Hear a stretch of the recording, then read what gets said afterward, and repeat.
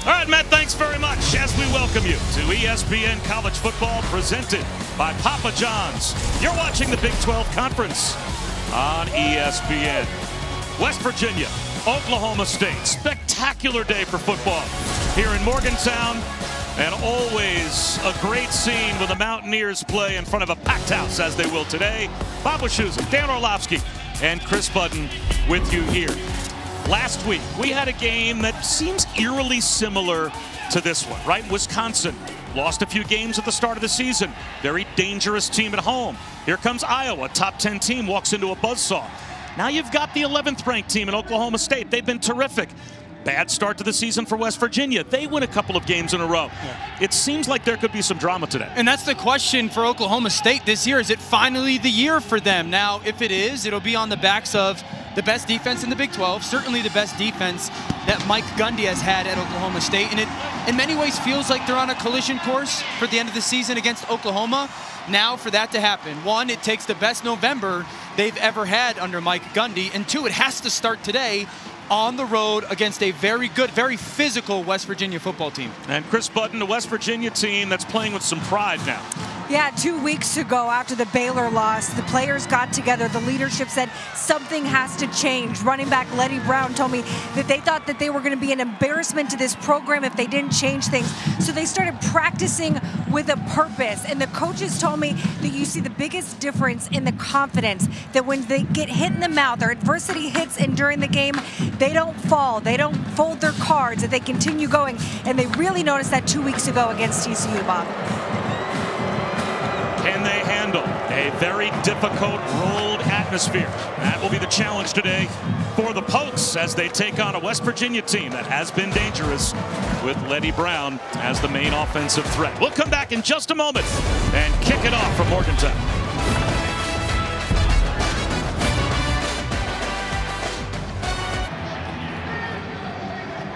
Mike Gundy's Cowboys against Neil Brown's Mountaineers, just about set for game time. And stay with us here. A little bit of a tongue twister, but it's the exact scenario that we have today.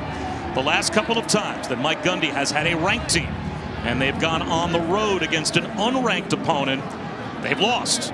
The last 3 times that West Virginia has been in this scenario, at home, when they're unranked, here comes a ranked opponent, they've won. And that's, again, what we mentioned we had last week at Camp Randall between Wisconsin as a very dangerous unranked home team and a top 10 team in Iowa. That's a challenge for the team that is really playing for their whole season as the Pokes are. Yeah, I mean, Oklahoma State fans love us right off the bat. They're both lovable. Yeah, they're both of these teams are playing really good football, specifically the last 2 weeks. I'm excited. This should end up being a fourth quarter football game, last possession type of feel.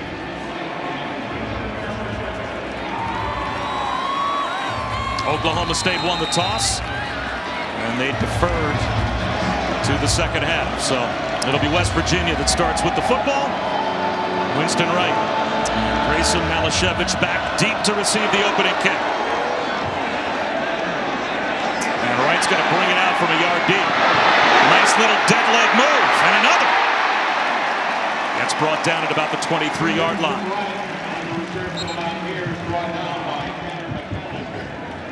Tanner McAllister makes the stop on special teams. So Jared Dagey, 11 touchdowns against 7 interceptions so far this season. Dan, you broke the tape down, and there was kind of a pro column and a con column to his game at times this year. Oh, the past 2 weeks have been the best 2 weeks of the season. He's really efficient when he's listening to his feet within the pocket. If he does that today and avoids some of those catastrophic mistakes, lean on the run game, he's going to have the opportunity to win this game late.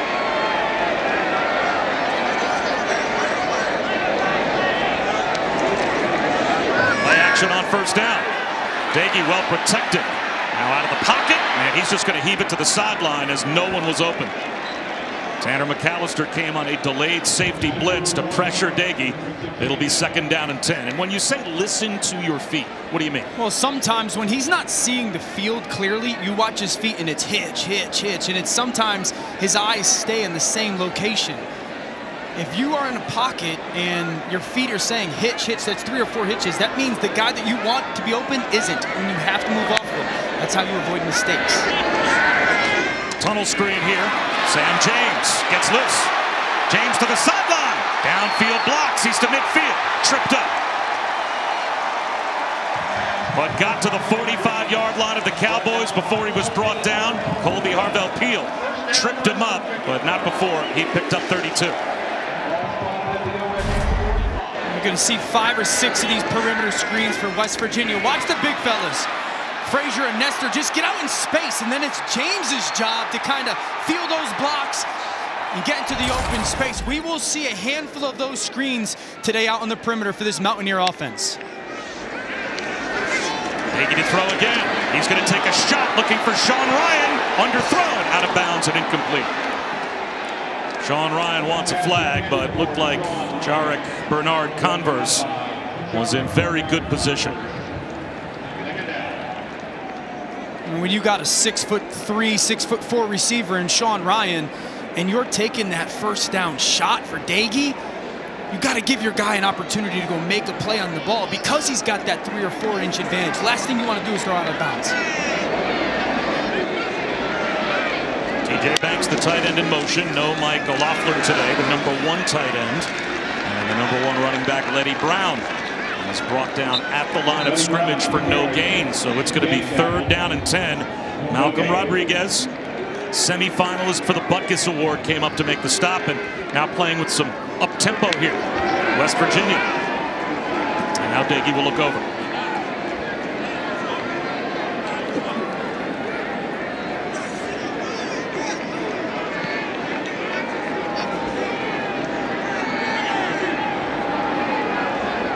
Winston Wright in motion.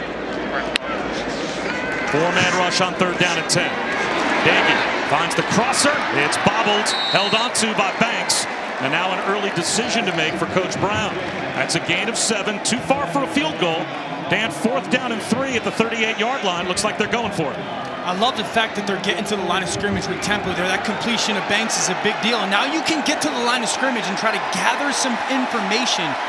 Is Oklahoma State going to pressure us? Are they going to be in man coverage? Try to get to an ideal play. Oklahoma State showing an all-out blitz. They'll bring 4. Dagey unloads to the sideline to Lenny Brown. He's got it. That's a first down for West Virginia as they convert on 4th and 3. All he needed was 4, and he got it. This happens because of the receiver up top. Watch how he comes and runs this split route. Now that's going to force the safety to play over the top, and he's got just enough time to get that ball to Letty Brown. Harvell-Peel goes over the top because of that sit route, and just enough cushion to get that completion. Good job by the receiver doing his role. Letty Brown motions into the backfield here on 1st and 10. High snap pulled down by Dagey, but it will be a false start, it looks like, against the Mountaineers.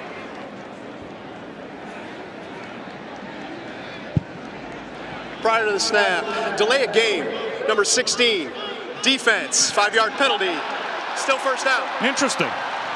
Was that a simulated snap count from Devin Harper? Yeah, you know, a lot of times those defensive guys will yell something or clap, you know, try to confuse the signals or the communication of the offense. Good job by that officiating crew. Full house backfield now on 1st down and 5, and they bring in Garrett Green at quarterback. He is a zone read threat. He can take off. There he goes. Green down in the red zone before he's brought down at the 19-yard line. He's got 310 yards rushing on the season now. Jason Taylor tripped him up.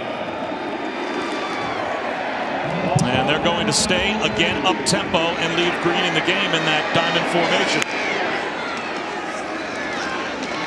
He'll keep it again and pick up about a yard.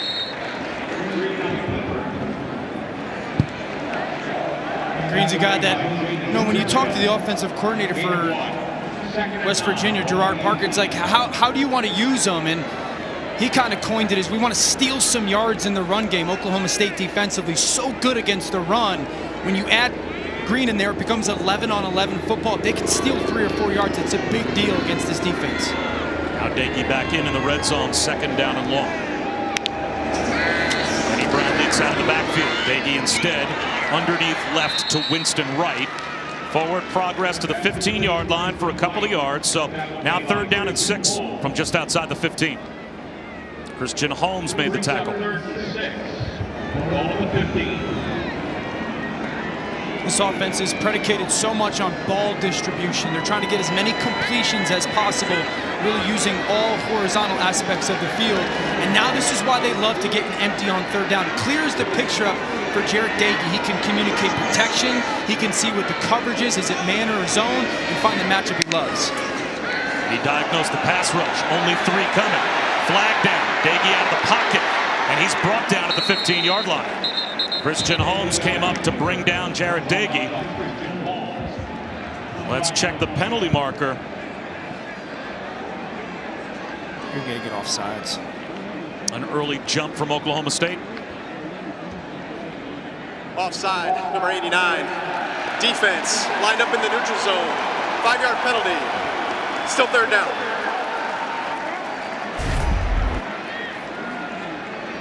Just right over the center's head. I see. Watch. Definitely going to cross the football. See how he moves almost on the clap of Jarrett Dagey. The center's actually in a 1 count to allow that defensive line to try to time up that clap, and just that little hesitation forces that jump. So now it's third down and short. Eddie Brown cut down behind the line of scrimmage. 4th down and 4 after the tackle for loss by Lamont Bishop. And it looks like the field goal group will come out to get the Mountaineers 3 to start. Casey Legg trots on the field. So a red zone defensive stop for Oklahoma State. Yeah, I'd say good start for both teams. You know, Oklahoma State's defense gives a little bit, but forces the field goal attempt. And if you're West Virginia, you just took 6 minutes off the clock, and you have the chance to go up 3-0 at home on your first drive of this game. So a little bit of good by both units. Casey Legg from short range, 30 yards out. And he has now made 14 in a row. Actually, sorry, made 13 in a row to start the season before finally a miss. He is now 15 of 16 on the season.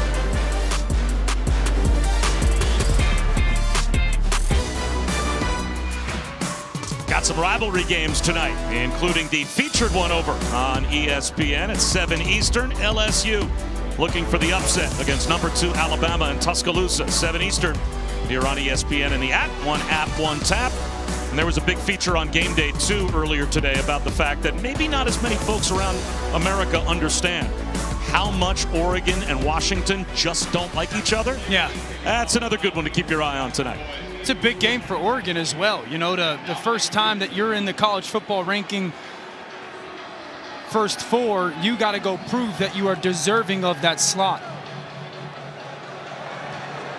So a field goal to start for West Virginia, and a fair catch made by Brennan Presley. So the first Oklahoma State possession on offense will be at their own 25-yard line with Spencer Sanders at quarterback. And it's similar to Jarrett Dagey. The best 2 games of the season have been the past 2 weeks. I'd like to see this today from this offense, specifically with Spencer Sanders. Get him involved as a runner early on. When you watch their games, he plays his best when he's utilized as a running aspect for their offense. It just allows him to get through his progressions much better as a thrower. Use his legs early on. He was out for the opener in the COVID protocol. Dealt with an ankle injury last season as well. To the air on first down. Rifles one to the 31-yard line to the true freshman Bryson Green. And a quick check with Matt Barry. Guys, good afternoon. Time now for your Perfect Match Studio Update brought to you by Cars.com. Can the playoff in Cincinnati be a perfect match? Well, early on, Desmond Ridder punches it in 7-0 over Tulsa. All right, Matt, thanks very much. And off to Jalen Warren up the middle for about a yard, maybe a yard and a half. So right to start, 3rd down and 4.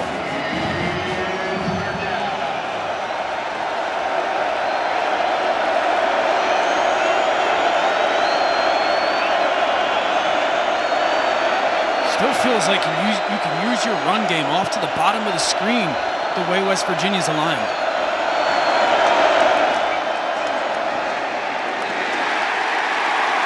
Not much there for Jalen Warren. And it will be a 3 and out for Oklahoma State after a gain of a couple. Taj Alston made the stop. It's a fantastic play by Alston. Watch left side of your screen, 12. You see how he gets that little punch to win on that inside against the offensive lineman, Woodard? That's a beautiful play by 12. Understanding when right away on that snap, use the physical punch to get internal pressure and to force this fourth down punt. What a start for the West Virginia defense. An injury that could be impactful for how Oklahoma State likes to play offensively. They are helping Braden Cassidy, the tight end, off the field. He is not putting a lot of weight, it looks like, on the right leg. That's a big deal for this offense who likes to play two tight ends on a consistent basis. Cassidy's a very important part to what they want to do. End over end kick heading towards Malashevich, and he's going to let it float to the sideline, out of bounds inside the 25-yard line.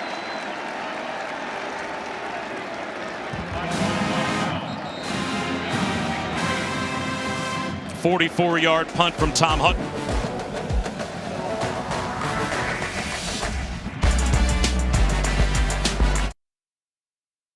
Delivered by Papa John's. It's Bacon Mania at Papa John's with the new Triple Bacon Pizza. Order today.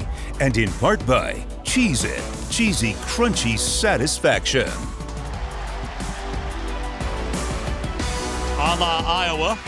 A still newish tradition here at West Virginia. The team on their way into the stadium pregame.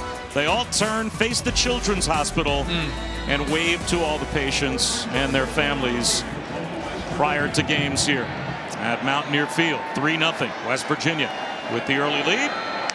Second time they've got the football. Lenny Brown right up the gut, and he's got 6 yards on first down. That run play is kind of indicative of who West Virginia is. I mean, they are just going to run downhill in between those guards with Lenny Brown, 220 pounds, coming right at you. Here comes the blitz. A swing pass, Lenny Brown. First down. Thrown out of bounds by Devin Harper, but he's got 6 more. Yeah, I just love the decision from Dagey there, right? So you run the ball on first down, you get 5 or 6 yards. That's great. Now on second down, that short little throw when Oklahoma State pressures you, as long as you get that completion, first down conversion. Play action. Under pressure. Here comes the pass rush for the Pokes. Dagey somehow stays alive and shovels one to TJ Banks that ends up incomplete, probably just as well. How did he not go down? Watch the internal rush from Evers. The quarterback's forward progress had been stopped. It's second down.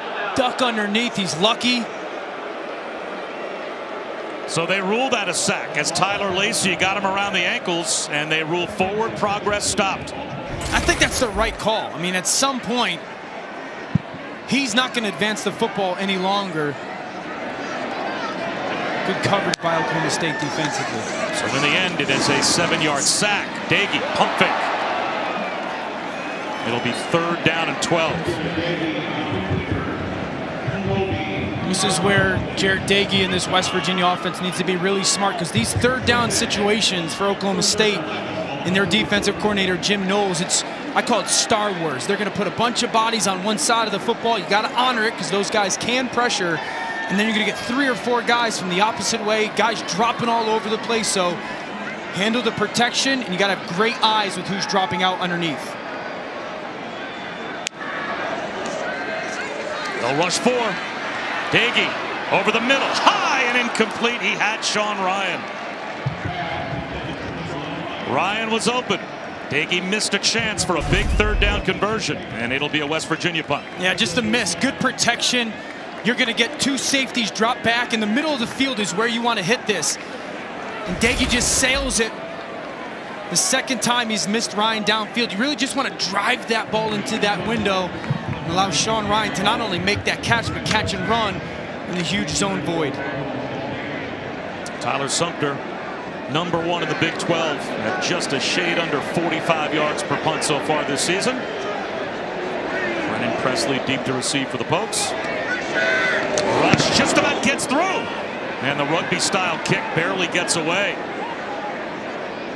And will roll down to the 32-yard line of Oklahoma State. 35-yard punt that was nearly blocked. Oklahoma State back to the offense when we come back at their own 32, but this close to making a big play on special teams.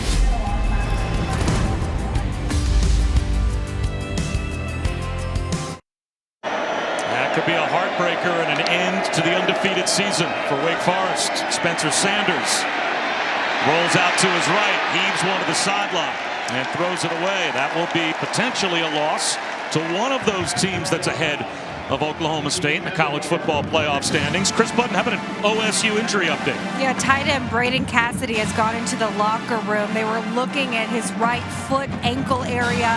He walked off under his own power, but again, he's in the locker right now for further evaluations. And on 2nd down and 10, no tight ends on the field right now for Oklahoma State. Sanders, 4 wide receivers, rifles one over the middle, and a sliding catch made by his favorite target, Tay Martin, and that's good for a first down. Really good job by Sanders there. Getting to really number 4 in the progression, finding Martin on that deep in route. You saw him go 1, 2, 3, 4. We got some tight ends. This is how Oklahoma wants to play personnel-wise. Both tight ends now, Carter and Barr in the football game, and they even out the defense. Tackle for loss, though, as Jalen Warren's got nowhere to go. Dante Stills, number 3 in the Big 12 in sacks, number 1 in tackles for loss. Yeah, another TFL for this defense. That's what they pride themselves on, is trying to win first down and get those tackle for loss. Stills, the movement, the slant at the ball, that's what they want to do. Show you one picture as a front before the snap and change that picture on the offensive line at the snap with their movement. 4-man rush on 2nd and 13. They set up the screen. It's tipped by Stills, and I think he's got an interception. Dante Stills does it alone. The tip pick. And West Virginia starts in plus territory.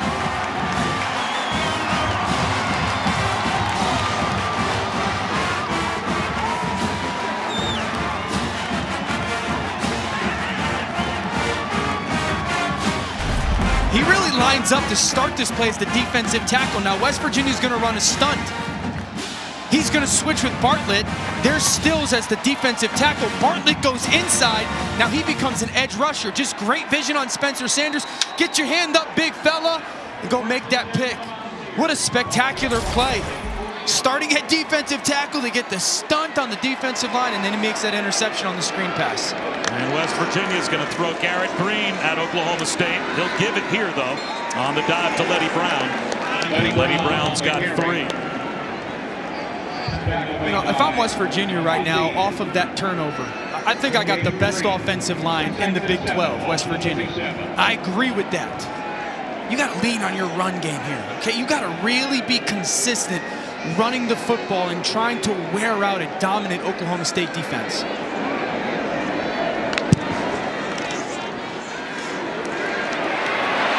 Green lost the football. It's knocked away. Kicked inside the 40-yard line of West Virginia. And it looks like the Mountaineers have it back. A huge negative play, but Tony Mathis at least saves them possession. Jason Taylor knocked it free. Trying to get Green on the perimeter. Watch Mathis come in and just save this play. Pure effort. Oklahoma State, slide on it. Don't try and scoop.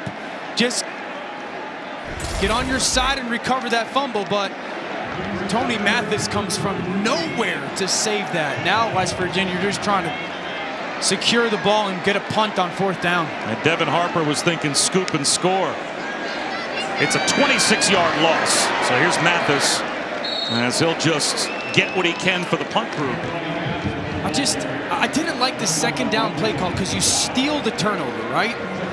Now is your opportunity to be patient, not try to win the game because you're trying to push the ball down. That's not your identity. And I wanted to really see 3 straight runs there, commit to those big fellas up front that, hey, we are going to win this game on the backs of the best offensive line in the Big 12, and I didn't like the decision to throw there. That's arguably the best defense in the Big 12 out there as well. And for Oklahoma State, what a terrific job of dealing with sudden change And their defense goes out there and just about all but erases the Stills interception. A booming punt from Sumter.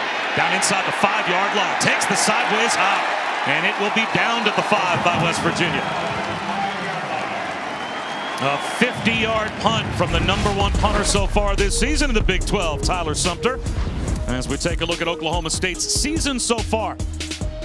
A great start. We have seen great starts from Oklahoma State of late. And you mentioned it, Dan. Is this finally the year that they'll take this 7-1 start? 3 ranked opponents that they have beaten. They lost, obviously, to Iowa State, but they have a resume that at least right now could be college football playoff worthy if they win out. And I think today is a huge day because their next 2 games are against programs that have fired their coaches in the last 3 weeks. So you win today, which is going to be a challenge. You are really looking at the end of the season playing Oklahoma at home for a monumentally big game. Jalen Warren breaking tackles. That's a good gain on first down with the whole stadium here at Mountaineer Field coming down on top of that Pokes offense. He's got 8 on first down. Josh Chandler-Samito made the stop. Yeah, Warren's such a big part of this offense. Almost 1,000 yards from scrimmage. It's about a third of their football team. He's downhill. You know, like to say, a back like Jalen Warren, he will find a crease or he will create it himself. Warren again. Another good, hard, tackle-breaking run for a first down out to the 21-yard line. A gain of 8 more. Chris? Bob, one of the things you notice when you watch Spencer Sanders is he plays with a ton of attitude and a ton of energy. His coaches just want him to channel it in the right way. On the sidelines, going up to everyone, being like, it's okay, we're getting the ball back, we're going to score right here. He just went nuts when Warren ran through the safety from West Virginia in the background. You know, super excited because of the physicality by 7. Nearing the end of the first quarter. Sanders off play action. Bullets one to a wide open receiver up the sideline. They just lost track of Tay Martin. And Martin is all the way out to the 39 with a gain of 18. Well, look how close he is to the sideline. And they're really trying to play an invert coverage with the corner rolling over the top. Someone for West Virginia has got to get out underneath to the sideline to take that throw away. Play action. Sanders rolls out. Scrambles. And he's out of bounds at the 44. He's got 5 more as Chandler-Samito and Taj Alston bump him out. See if that takes us to the end of the quarter. Something you'll hear me say a lot today, formation into the boundary. They'll put trips into the boundary, and so they create a lot of space in the field. That allowed Spencer Sanders to kind of be a playmaker in that situation. End of the first quarter. Oklahoma State on the move, but West Virginia with the lead by 3 after 1.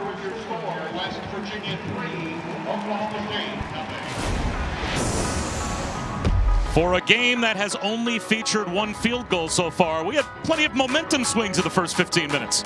Been a physical game to start. Both defenses are flying around. We're going to have a great one here in Morgantown. You can get it. Tell me what you want, and I'll tell you what I'm gonna do. I'm not giving up. Come on, we got nothing.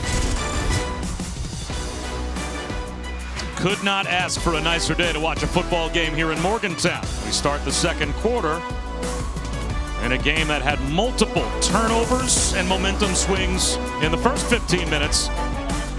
Oklahoma State with good field position near midfield after their defense did the job. Dante Stills had a tipped ball interception the last possession for West Virginia. And the Mountaineers started at the plus 40-yard line and got nothing out of it. Little option here. The keeper for Sanders. He's about 1.5 yards to 2 yards shy of a first down. And Chris, how about an injury update with Braden Cassidy? He's out here on the sidelines right now, heavily taped right foot ankle. He's been trying to run. Every time he tries, though, he ends up shaking his head. He's been out here for about 2 or 3 minutes just trying to see what he can do on that right foot. The defensive lineman converted to tight end. A big part of what they like to do schematically for Oklahoma State. Now 3rd down and short. Warren finds a cutback lane and gets the first down by 1 yard right to midfield. Brought down by Lance Dixon. Beautiful cut by Warren. You bring that motion over. He takes a guy out of the box, and then the zone read forces that edge defender to respect it. Creates a seam for their run game.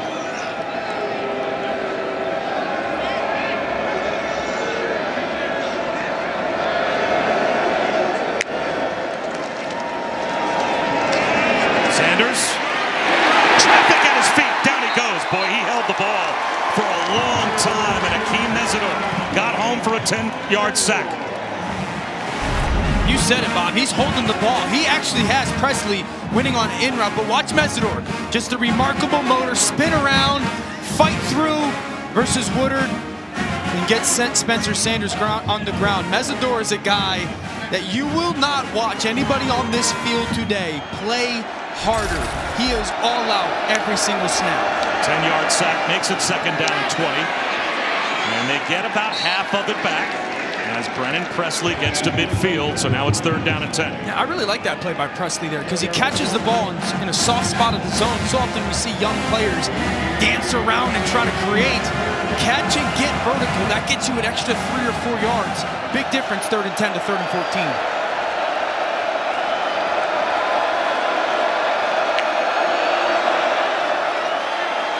Sanders, sidearms one.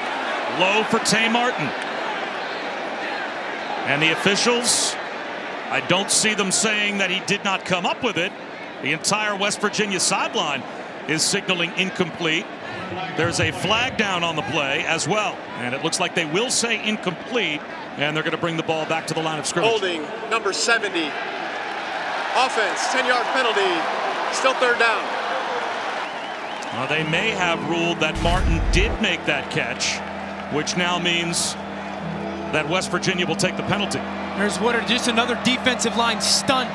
That's called an ET from West Virginia. The end goes inside first, Alston, and Woodard grabs him over with that left arm. That end going first and the tackle following forces a pass off from that offensive line. Woodard just a little late there. Now, are they going to have replay say, let's take a look at whether or not Tay Martin did indeed make that catch? Previous play of a completed pass is under further review. So because if you rule that incomplete, then it's fourth and 10. Then you decline the penalty and you get the football back. So that's why if I'm Mike Gundy, I certainly want them, or rather if I'm Neil Brown, I certainly want them to take another look and see if this is indeed a catch. We'll see when we come back.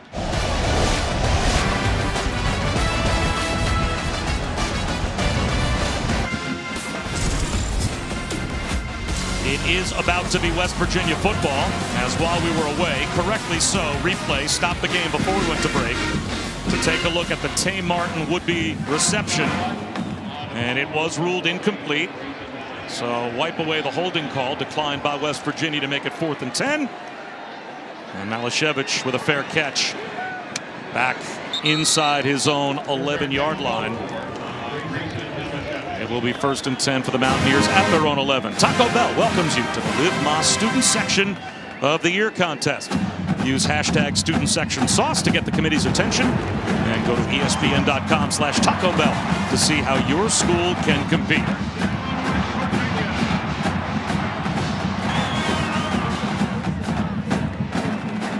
You a cheesy gordita guy? Look at me. What would you imagine? Stupid question, right? Can I get 2 of them? Am I a cheesy anything guy? The answer is yes. So first and 10 for the Mountaineers at their own 11. Daggy back in at quarterback, and he'll give one to Lenny Brown. He gets stuffed right at the line of scrimmage. You know, Dan, you talked about this during the week when you broke the game down on film, how good these two defenses can be schematically. It's just not the same old Big 12 where it's basketball on grass and each team's giving up 500 yards and who can just outscore the other. When you got guys like Brock Martin make that kind of play, it helps. I think part of it, Bob, is, you know, tempo had become such a big deal in college football 10 years ago, and then defenses caught up to it. Well, offenses had to adjust, and so they've changed the way that they've gone about business, and now defenses have figured out, stop giving up so many explosive plays and force these teams to drive down the field and get completions on slant routes in contested coverage. Sean Ryan had it knocked away by Jabbar Muhammad, and just like that, West Virginia faced with third down and about 11 at their own 10-yard line. Third straight possession, though, for West Virginia that they've thrown the ball on second down. That is not who you are. You're playing into the strength, into the hands of Oklahoma State defensively. And now you are asking Jarrett Doege in this offensive line to protect against these pressures, see a bunch of different droppers, and that's the big thing for Doege right here. See all these bodies up in the line of scrimmage? Martin walking all around. You got to find who's popping out in that zone window. Here's a four-man rush. Doege, swing pass from the goal line. And at the 15-yard line, TJ Banks is cut down, so it will be a 3-and-out for the Mountaineers. They'll have to kick it away. And so what happens is you got to keep some bodies in protection. So you chip and they hang in a little bit longer, and now there's a ton of people in coverage. And so Daege's going, wait, no one's open. I only have 3 guys in the route. There's 7 guys in coverage for Oklahoma State defensively, and when you throw that check down, you got people to drive on with eyes on the football and chop Banks down. They got to be better on second down, West Virginia. Sumter gets away a wobbly kick. Presley will let it bounce, takes a sideways hop, and Oklahoma State's going to end up with great field position at their own 47-yard line after only a 38-yard punt.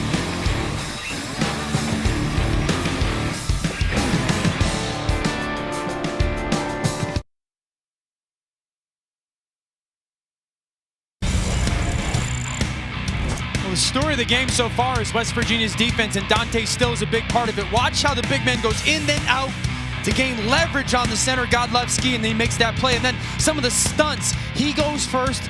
Bartlett, the defensive end, goes inside. Now he gets on the tackle, shed, hand goes up in the air to create that interception.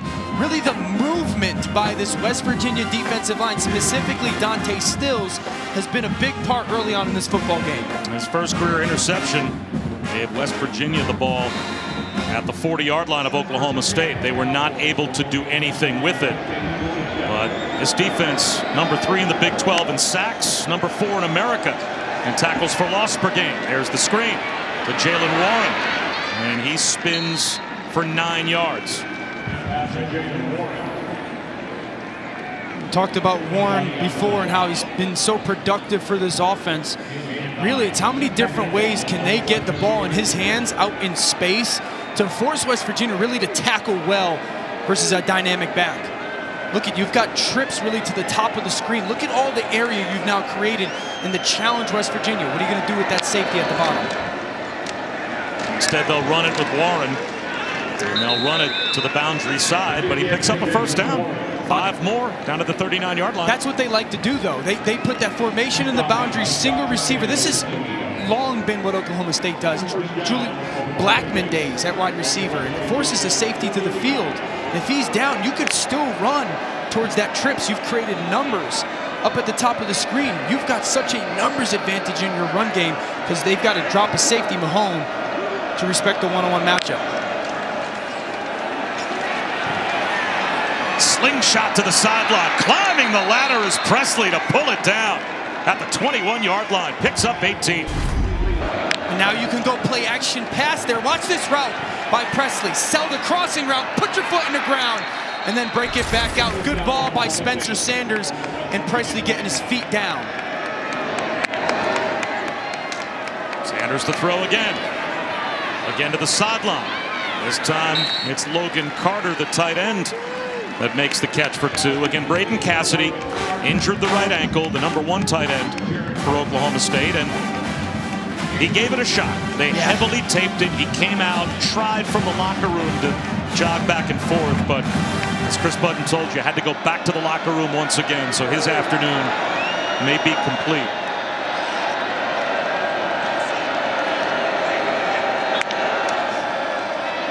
Sanders well protected, only a 3-man rush. Into traffic, tipped ball, incomplete. Looking for Tay Martin. And now it's going to be 3rd down in the red zone. Charles Woods there to break it up. Big time coverage by Woods. This is the weakness of a middle field open defense. In between those hashes, you got to get sticky on that receiver by Woods. This is the best red zone defense in the Big 12. One of the reasons why they do such a good job of playing sticky in coverage. Their defensive line holds off on some of that run game. I'm looking for Presley here. He's done such a nice job. Slot at the top of the screen if I'm Spencer Sanders. Tay Martin just out of your picture at the bottom of the screen. Sanders looking that way.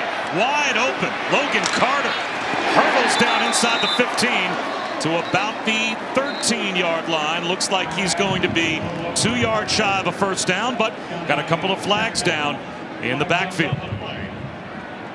Scotty Young made the stop on Logan Carter.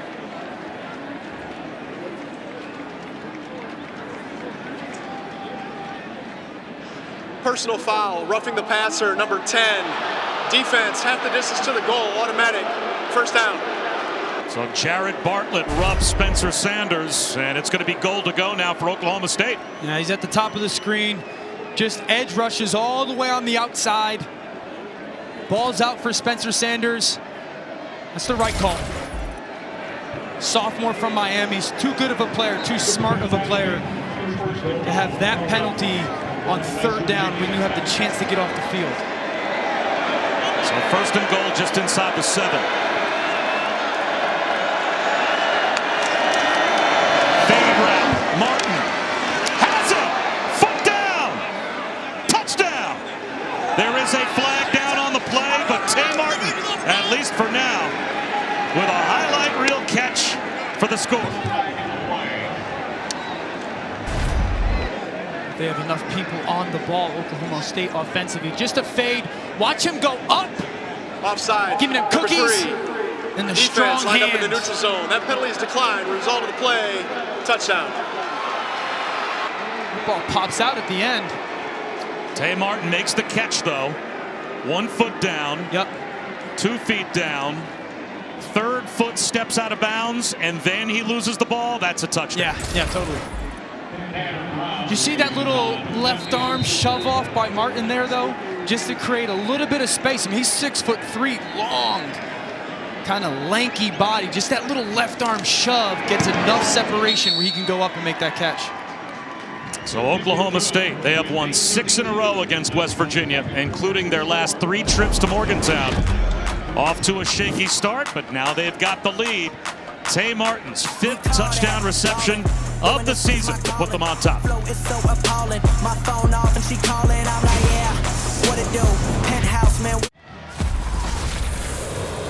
This season, along with their contributions to universities' general scholarship funds for every field goal and extra point made, All-State will also be donating to the American Red Cross to help with disaster relief efforts. Thank you to All-State. Bob Wischusen, Dan Orlovsky, Chris Budden back here at Mountaineer Field, where the Pokes now have the lead. 53 yards of offense on that last drive after only 58 yards of offense on their first 3 possessions. Winston Wright runs out of bounds at about the 19-yard line. Let's check in again with Matt. Guys, I've got your Rocket Mortgage studio update. A lot of people picked Purdue as the trendy upset over Michigan State. Here, Aiden O'Connell to Brock Thompson for the touchdown. Right now, Boilermakers up 14-7 over Michigan State. The House of Horrors for a top 10 team, West Lafayette. Did you hear the numbers earlier today? 5 yards and we'll re-kick. We've got a 5-yard penalty called. Offsides on the kickoff against Oklahoma State. So West Virginia has opted to force the Pokes to re-kick. So we'll see how much that changes. Yeah, see how much that changes field position. But the number of times that a top 10 team has gone to Purdue and lost. Ohio State got rolled by them A couple years ago, handful of years ago. The Rondale Moore game. And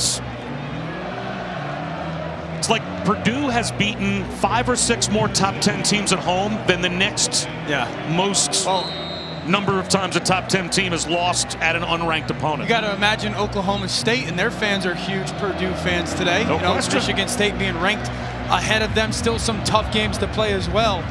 They'll take all the knockoffs they can get. I think Cincinnati might be watching some of those games with interest as well. So let's see how much that 5-yard penalty impacts field position here, as Wright will bring it out from the end zone. And it turns out to be about a 1-yard difference in field position. Well, let's take a look at this week's college football playoff rankings brought to you by All-State. Cincinnati, of course, sitting at number 6. And they've got a 14-3 lead over on ESPN2 right now against Tulsa. Later on tonight, Oregon and Washington will do battle on ABC. Of course, Alabama and LSU on ESPN. Dan, with Wake Forest going down as well, another team in the top 10 that is now out of the way for a team like Oklahoma State. Your thoughts on Cincinnati being at number 6 in the playoff rank? You know me, we've had Cincinnati. I think Cincinnati is one of the 4 best teams in America. I love the perimeter screen. Flag down as Sam James weaves his way out to the 26-yard line. I think Cincinnati's one of the 4 best teams in America. I think Cincinnati's defense gives them the ability. Defense, number 99. 10-yard penalty results in a first down. The ability to go beat anyone in America. My issue with the College Football Playoff Committee now, and always has been, it is not their mission to pick the 4 best resumes or 4 best strength of schedules. Watch us see grab right here, 99, right in the middle of the screen. He grabs Frazier, the center, as he's trying to get out in that screen. Great, another great call by that officiating crew. It's the 4 best teams. Pick the 4 best teams, and that's why you got to watch every single snap. A little turnaround to Sam James. 6 more yards for West Virginia. You know, this is the message I think the playoff committee sends when they put Cincinnati at number 6. That you can't, on your own merits, get to the college football playoff. Right? Because you're undefeated. You have been dominant. You beat Notre Dame on the road. You beat Indiana on the road. Your resume is at least similar to some of the teams that are ranked ahead of you, or at least right around you. They need the perfect storm of losses of Power 5 teams to get there. And as Letty Brown looking for room and not finding much, it'll make it 3rd down and 3. And that's the part that's hard, I think, for a Cincinnati fan to digest. That those other teams have so many resume-building opportunities still out in front of them. Right. That the Ohio States and the Oregons and the Alabamas, they control their destiny.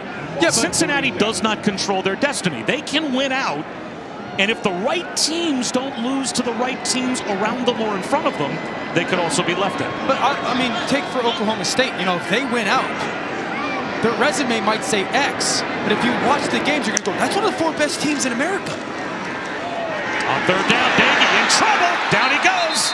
Tyler Lacey with the sack for the Pokes. That's a loss of 10, and it will be a West Virginia punt. They're trying to get a slot screen up top. And there's Lacey. I don't know why Jarrett Dagey does not throw this football. The slot screen might score. They're trying to get that ball dumped off to Winston Wright. Watch, he's in the slot up top. I mean, that might be a touchdown. And I'm not sure why Jarrett Dagey does not make that throw. That is a perfect play call against that pop-out man coverage by their offensive coordinator, Gerard Parker. And that's a tough one because you're not going to get many opportunities against this defense. 43-yard punt. I think Oklahoma State is a fascinating team to talk about with the playoff. We'll do that in a moment. Kick off your Week 9 NFL Sunday at 10 a.m. Eastern with the Countdown crew on ESPN and the app. Randy Moss weighs in on Odell Beckham Jr.'s situation. Then Monday Night Football as the Bears in Pittsburgh to take on the Steelers, 8 Eastern on ESPN, ESPN Deportes, the ESPN app. Our coverage begins with Monday Night Countdown at 6 Eastern as Mason Rudolph, the old Pope, makes his drive down from Pittsburgh to watch his team play here in Morgantown. Spencer Sanders back to work with a handoff to Jalen Warren. Flag down.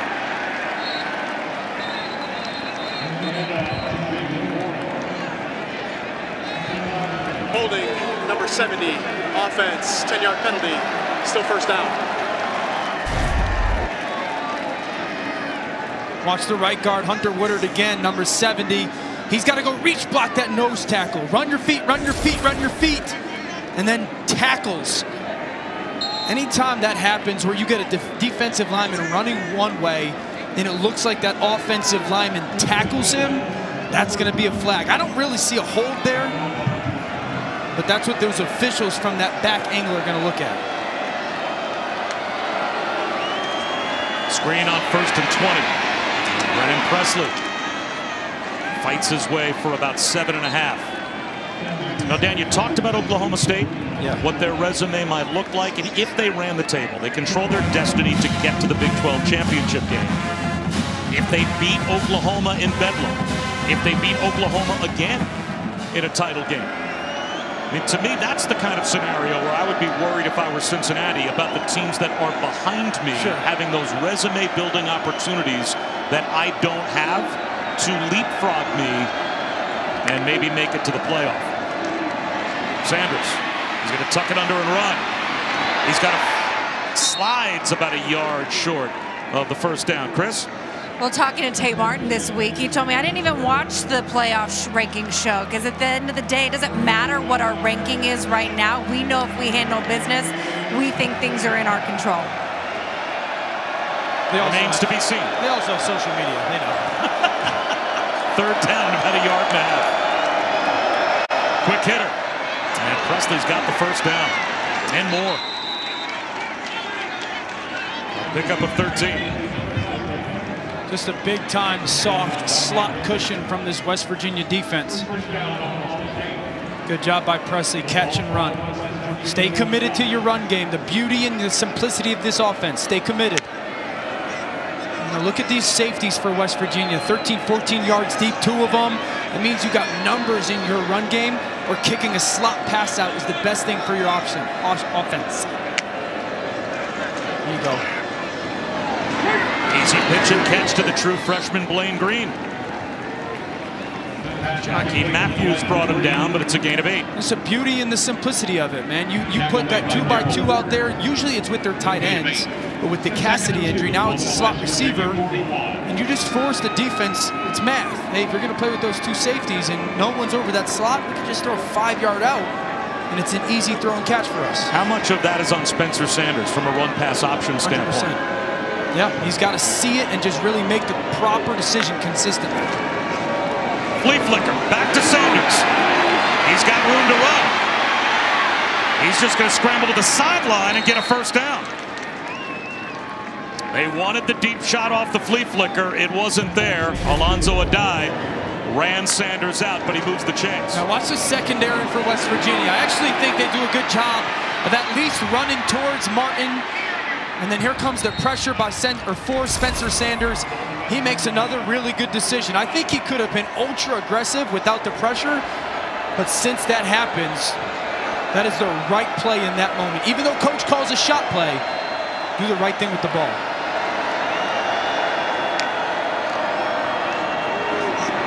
Quarterback keeper. Sanders takes a hard hit. He might have delivered as much of a blow as took it from Scotty Young. He's got 5 yards. Now they take those tight ends and they put them at either edge. Now they pull away and he follows Barr. Yeah! There's him and Scotty Young. Scotty Young's no slouch, man. 210-pounder. But I think that matters for Spencer Sanders. I think he likes the contact. He's an emotional quarterback. He's 9 of 11 here in the second quarter. As a passer, here's Warren getting to the sideline. Inside the 20. Jalen Warren down to the 16-yard line with a first down. He's got 18 more. Make something out of nothing. Watch the 2 cuts. 1 cut in the backfield. Oh, make the defender miss. Now another cut on that suck guy. That's a beautiful run by Warren. That should have been a 3-yard loss. Formation into the boundary. Look at the safety. Scotty Young at the top of the screen. And now you can commit to running the football into the boundary if you want. Reverse. It's a flea flicker back to Sanders off the reverse. And he has to throw it away. Well, the coverage has not been fooled for West Virginia by the trick play chances for Oklahoma State. Coverage guys have stayed disciplined and stayed home. And that's coaching. That's getting your guys ready. One-way action, reverse pass. Look at the communication by the safeties. Then they go plaster, force that throwaway. That is the coaching from Jordan Leslie, the defensive coordinator, having his unit ready for all these potential trick plays and when they're going to get called. Really good communication on the back end. 9th play of the drive. Both teams have all their timeouts. Sanders, screen, Warren. And I would think you'd call a timeout, wouldn't you, if you're West Virginia? Try and save some time for your offense. Yep. I think they will. West Virginia has called their first charge timeout. 30 seconds. 1 minute timeout. 1 minute timeout. So Neil Brown does exactly that, calling a West Virginia timeout before third down. Let's Head back to the studio, check in with Matt. All right, Bob, coming up with the Lexus halftime report. Baylor is in a fight with TCU for the Big 12 crowd. We'll show you those highlights. Plus, you might be able to call them the spoiler makers. Purdue and Michigan State. And Wake and North Carolina, they may have just scored another touchdown. What a classic that was. Justin Palmer, Joey Galloway joining me coming up on the Lexus halftime report. That was arena football between Wake Forest and North Carolina. Get the 60 first. Oh, my goodness. Like a pinball machine, those offensive numbers were going up in that game. And this is a big third down for this West Virginia football team. You know, the way, one, that your offense is playing against the best defense in the Big 12 in Oklahoma State, you really got to do everything you can to force this field goal attempt, because if you go down 14-3 against that defense, that is a tough hill to climb. Now, this is the best red zone defense in the Big 12, West Virginia's. Number one, if you're Oklahoma State, we got to get 55 block, Dante Stills. I talked about this a little bit. I like trying to attack these front pylons, kind of that 10 to 12 yard area towards the perimeter of this defense. Tay Martin and Brennan Presley both at the bottom of your screen in the slot. Presley in motion, jet sweep to him. And he is getting strung out to the sideline by that West Virginia defense. And now another timeout should be called by the Mountaineers, and there it is. Sean Mahone made the stop as they ruled Presley stopped with forward West progress Virginia in the field has called of their play. second charge timeout of the first half. 30 seconds in length. Watch how good this is by really the perimeter defense from West Virginia. They're trying to get that jet sweep to Presley. Play with leverage. Play with leverage. Keep your outside shoulder free. Outside shoulder free. Outside shoulder free. And then converge on the football. Beautiful job by Porter. Because when you do that as a defense, all your guys are running, right? Everybody's running to the football. You got to force that ball back inside Porter, knife, and then you got buddies coming. Mahone finishes it off. But it's because they out-leveraged the football. That is really good. That whole series by West Virginia defensively, great discipline. I did not love the play call. You know, I think you're conceding the 3 points there. I think you trust Spencer Sanders in that situation, specifically with his legs, if nothing's there to go try and make a play. I would have tried to get the ball on the perimeter in the pass game. Tanner Brown has been the place kicker for the last 4 weeks for Oklahoma State. This one from 34. And he's got it. So he is now 7 of 9 on the season, and it is a full touchdown lead for Oklahoma State, as we have time now for our Aflac trivia question. Aflac. Here's a good one if you're an Oklahoma State fan. I got last week. You have no chance to get this. Oklahoma State ranked 11th in the first college football playoff poll. Who's the lowest ranked team in the initial poll, guys, to then make the playoff? It's a layup? Yeah. You've got this? Home run. Hip pocket. Home run. All right. Let's see. You going to announce it now or wait until the answer appears on the screen to let everybody know that you know? I'm going to give the people at home a chance to Google it, and so they feel better about it. But I greased this answer. And I think if you're West Virginia offensively, number one, the goal is this. Start with a completion. You call a play for Jarek Dagey to get a completion. And then number two, you got to try and get some chunks. Okay, you still have a timeout left. He's got to make really good decisions. Be convicted with your eyes, but you try to go get some points here at the end of this half. Well, they've only got 50 yards of total offense. They've got 3 and out on their last 3 possessions. Alashevich from the goal line. Just shy of the 25-yard line, he's brought down. So 1:05 to go in the first half. 1 timeout. And the answer to our Aflac trivia question, I don't put it on the screen yet, guys, go. I'm going to say Ohio State, Cardale Patterson's year. All right, let's see. Oklahoma Cordell State. Jones, excuse me. 11th in the initial poll. Ohio State ranked 16th back in 2014. Come on! Good job. High five. Didn't know the name of the quarterback. Yeah, it's Cordell Jones. Cordell Patterson plays you got really the good answer. for the Falcons. We didn't ask you the name of the quarterback. We asked you the name of the team, and you got that. So, well done. How many weeks have we been doing this now? 10? Dan's 1 for 10. Right up the gut goes Letty Brown. That's a good start to this drive for West Virginia as he picks up 15 yards, and that stops the clock for the moment. Lenny Brown only had 6 yards on 6 attempts before that carry. This is a waste of time right now. Nagy to throw. Under pressure from both sides, and down he goes. Would you call a timeout now if you're Oklahoma State? Brock Martin came through along with Colin Oliver. I would not if I was Oklahoma State after that sack. And if you're Jarrett Doege right here, if you're throwing the ball, you got to make a really good decision. 3-man rush. Doege out of the pocket. And now would you call a timeout? 3rd down and 14. And it does not look like Oklahoma State's going to use their timeouts to put the pressure on West Virginia. So if you're West Virginia, probably just take this to the locker room, and they will. Such an odd series, though. When you get that 1st down run, that's a huge chunk. And then it seems like you can't get in the right formation. That means like there's no plan set out from the sideline. Disappointing first half offensively for West Virginia. Mike Gundy's team with a 7-point lead. Matt Barry, Joey Galloway, Jesse Palmer. They're coming up with the Lexus halftime report.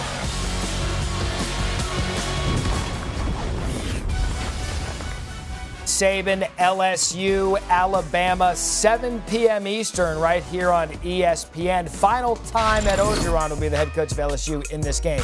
Who wins? Second half prediction. I'm going to go Oklahoma State. Oklahoma State, they do a better job running the ball in the second half. All right, back to the second half in Morgantown coming up after this.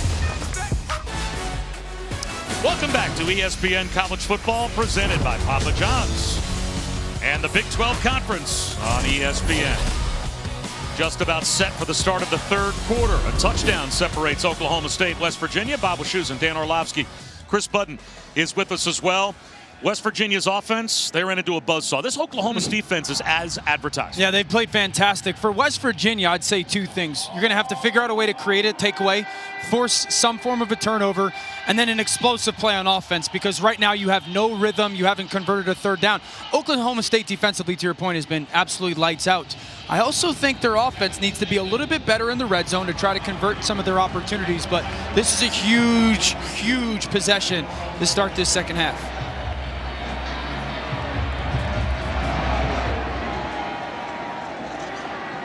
And from the 10-yard line, Presley gets to the sideline, cuts it back at the 30, breaks a tackle. Good field position for Oklahoma State to start off the 3rd quarter. As we check out our first half stats, brought to you by PlayStation.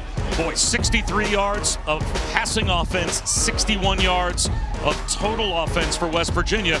To your point about the Oklahoma State defense. The -2 rush yards is the thing that pops out to me. You get to 0-6 on 3rd down because of it. Oklahoma State 4 sacks. But this is a really good offensive line for West Virginia. One that for the past 2 weeks has played really good football. They got to get Lenny Brown going. And this Oklahoma State defense just should continue to try and attack Jarrett Doege in the pass game. Quarterback keeper for Spencer Sanders, bottled up, and he may get back to the line of scrimmage. Jackie Matthews was there to make the stop. Chris Button, a chance to talk to both coaches? Yeah, the stat that popped to Mike Gundy was the penalties. 5 penalties for 35 yards. He said, we are shooting ourselves in the foot. We have to give our offense a chance to function properly without the penalties. He likes what they're doing on defense. For Neil Brown, he told his team, listen, defense has been great, but offensively, our O-line is getting consumed, and we have to figure out a way for Lenny Brown to give him some room to run. Yeah, they had established nothing really on the ground in the first half. Of course, there was that big negative play on the strip sack when Doege became a runner. Correct. 27-yard loss, if I remember right. That went against their rush yards statistically. That might tilt things a bit, but look, Lenny Brown's got 7 carries for 21 yards. They do force 3rd down here to start off in the 3rd quarter, though. 3rd down and 6. Sanders out of the pocket. Heaves one to the sideline, throws it away. So West Virginia starts off the 3rd quarter with a defensive stop.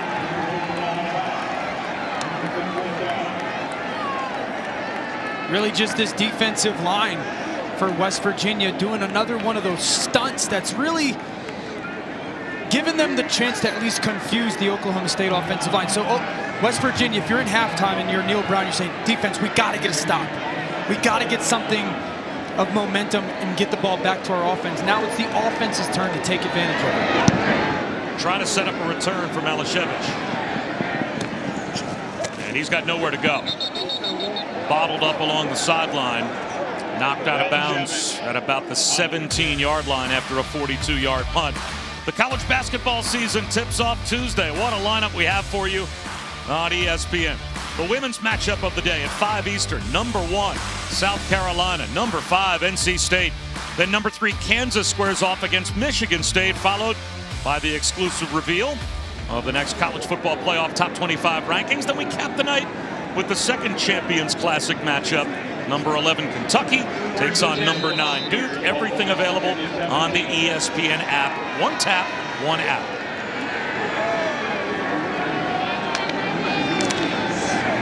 Swing pass. Nice forward Wheaton. Tracked to the sideline, brought down inbounds, lost a yard. Jason Taylor out there to bring down Wheaton. It's a great play by Taylor coming downhill. Starting in the middle of the field, and they kick it out to Bryce Ford Wheaton, and he just, with the proper angle, tracks him down. This is where West Virginia's really struggled on this second down situation. They've been decent in some perimeter screens. I think a quick game, something quick to try to get a completion with the yards after the catch can help this offense. Shovel pass. Sam James, nowhere to go. Well, there are just no holes in this Oklahoma State defense. Another tackle for loss. They lose 2 more. Now it's 3rd down and 13 as Malcolm Rodriguez was there. And I'll be honest, these are 2 good plays to come out of the half, but watch Rodriguez, the All-American. Watch how he diagnoses so quickly. I play outside, now go to the ball. I mean, that is all you need out of him is one step down inside, and you've got the perimeter, but he hangs and then goes hunts. Brown enters the backfield. 4-man rush. Nagy to the sideline, turning upfield for the first down. Reese Smith makes his first catch. What a big 3rd down conversion that is for West Virginia.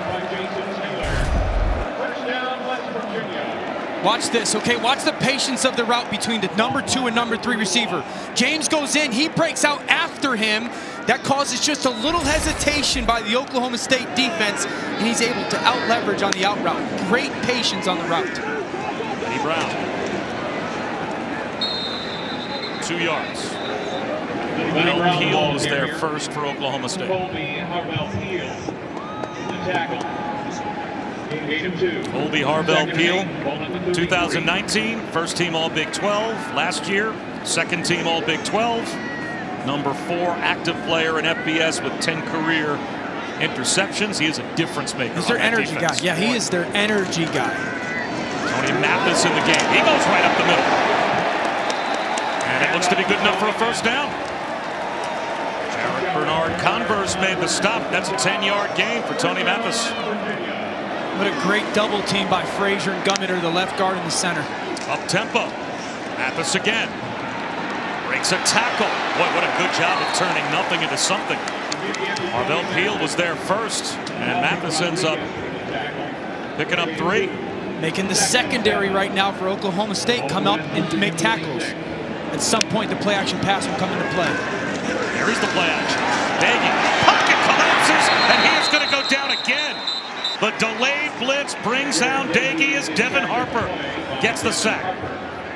And now we got a couple of West Virginia Mountaineers slow to get up, including Brandon Yates, the left tackle. He's got Sam James. This is just a crosser route. Flash fake, safety stays in the midfield. 1-2, put the ball out to space. Another huge missed opportunity. It's the perfect timing of the play call by Parker, the offensive coordinator. You see that safety bail on the post, just throw that crosser to space, and that's a 40-yard gain. Instead, after the 5th Cowboys sack, it is 3rd and 13. Only a 3-man rush. Nagy with time. No one open downfield. And he scrambles forward for about 4 or 5 yards, met by Devin Harper. And the Mountaineers will have to punt. You could see the frustration from Daggy. You know, you had a promising drive, such a huge third down conversion earlier in that drive. You take the shot on second down and you just don't see it. And I don't think he sees it on third down. I think he's got Sam James on the crosser again. Missed opportunities so far for this West Virginia offense is the story of this afternoon.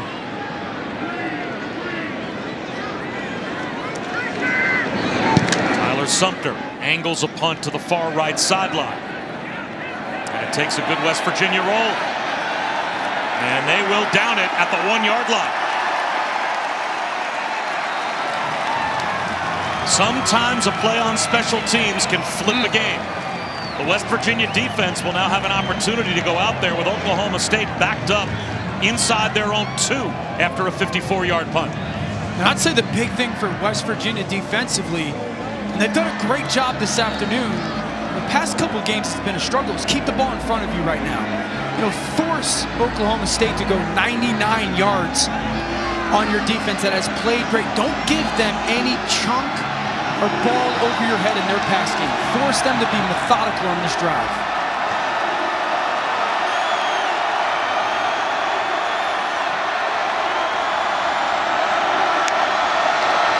They'll run it with Warren. He gets out of the end zone. Leaps out to about the 5. Picks up 3.5. That's a great run, because I thought it was a safety. You got internal pressure from the defensive line. Watch the left side of the screen. Just great push. The corner knifes in. He goes over the top. And that's the second or third time that we've seen Warren make a great run, negative into positive.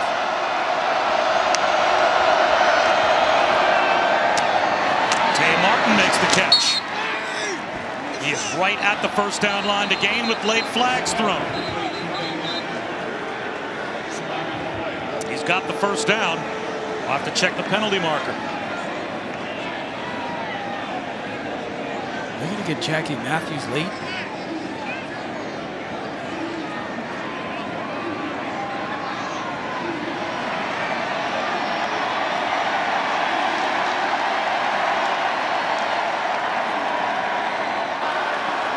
After the play is over, personal foul, late hit, number 3. Defense. 15-yard penalty will be added to the end of the run. First down. That's a killer Oklahoma for State. West Virginia. What a big field position help that is to Oklahoma State. Watch Matthews come in here, number 3. That's an absolutely awful call by the officiating crew. That is not a late hit. Come on. That's not a late hit. It wasn't much of a hit to begin with. Not a late hit. That's a huge penalty on this defense. Had one in the red zone before, and now this one. So they go from just outside the 1-yard line all the way out to the 27. Sanders on a rollout, looking downfield. He's going to heave one for Tay Martin. Incomplete. Martin got held up as he tried to double move Alonzo Adat. Yeah, they're trying to go bootleg that way, and oftentimes it's a comeback.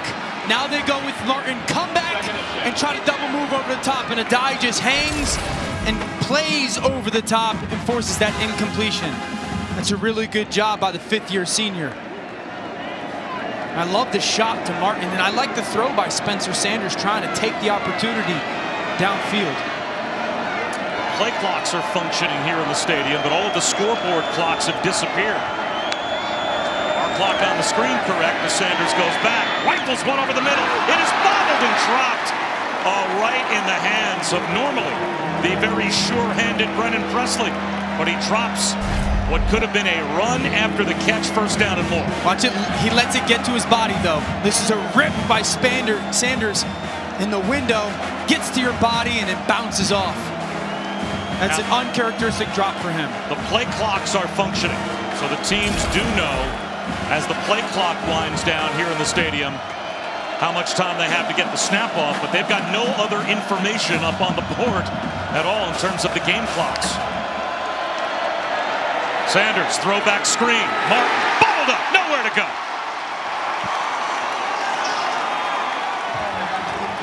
Read beautifully by Scotty Young. And it is 4th down. Just a one-step screen to Martin. Watch the top of the screen now. Here comes Scotty Young. He's at the linebacker level, steps down, and then comes knifes. Martin knows how big of a play that was for that defense.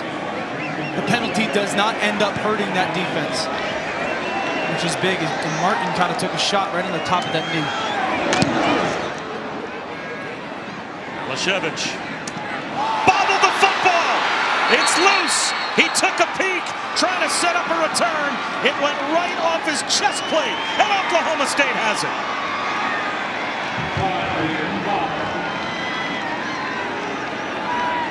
Grayson Malashevich Ruling on the muffs field as the ball was touched by the receiving team player, but then recovered by the kicking team. First down, Oklahoma State. Corey Black comes up with the fumble recovery.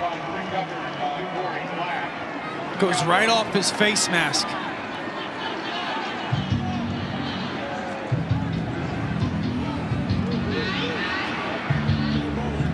Such a great special teams play on the punt before for West Virginia. Full Pat McAfee style. Now Malashevich takes it off the face mask, and Oklahoma State's got a huge, huge opportunity. So Oklahoma State gets a gift and a first down at the West Virginia 26-yard line. And now West Virginia, it's sudden change. Okay, defense, it's time to go back out and play good football. Jalen Warren. Breaking tackles, still on his feet. What a 9-yard run that is for Jalen Warren.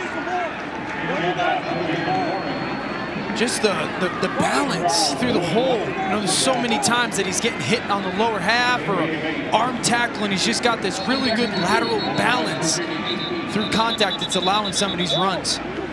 Over his last 6 games, Jalen Warren is averaging 134 yards per game. As now Charles Woods is down on one knee, and he's limping off the field. Watch this run. Just look at the contact balance through holes. You know, just strong lower half, strong legs. It's a good run by Warren. We have an injured player and a timeout here in Morgantown.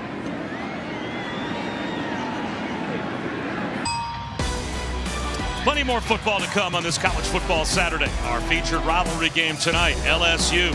They'd love an upset against number 2 Alabama in Tuscaloosa. 7 Eastern on ESPN and the app. One app, one tap. 10-3. Oklahoma State has the lead on West Virginia. Low-scoring game here in Morgantown. And after the Malashevich muffed punt, golden opportunity for the Cowboys. Jalen Warren on second down and short. Right at the first down line to gain. Dante Stills with another tackle. Might be just a shade short. It's going to be third down and less than 1.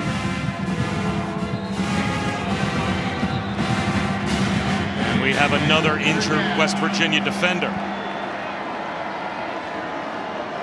That's Lance Dixon, the Will linebacker. So one snap after Charles Woods leaves the field with an injury. Now Lance Dixon is down.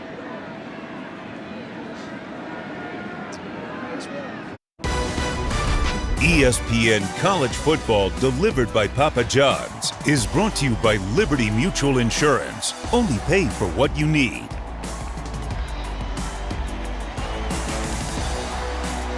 Five numbers have now been retired in West Virginia history.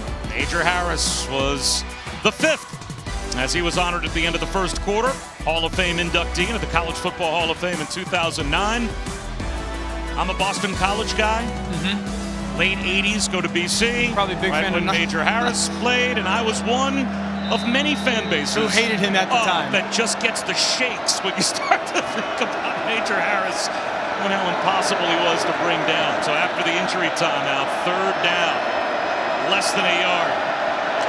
Oklahoma State with Warren. He got the first down easily. Sean Mahone might have saved a touchdown, but that's a gain of 5. So the injuries piling up a bit for the West Virginia defense. Without Nick Fortune, arguably their best corner for the rest of the season. He was injured a couple of weeks ago. Now Charles Woods was able to get back on the field after missing a play, but Lance Dixon injured for the second time today as well. First and 10 at the 12. Lob pass. Tay Martin, back right corner. He's got it. Touchdown. Spencer Sanders right down the chimney to Tay Martin for the Oklahoma State score.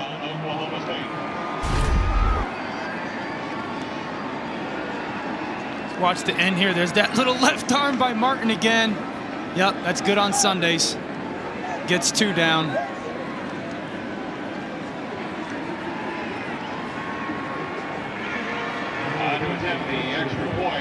Why not go back to it? Yep. Because that's the second time it's worked. Tay Martin with 6 catches for 57 yards and 2 touchdowns, both in that same back right corner. And the muffed punt turnover costs the Mountaineers 7. It is now a full 2-touchdown lead for Oklahoma State with 5.5 to go in the third. What a beautiful route by Martin. Sells inside, little left arm push. Great throw by Spencer Sanders.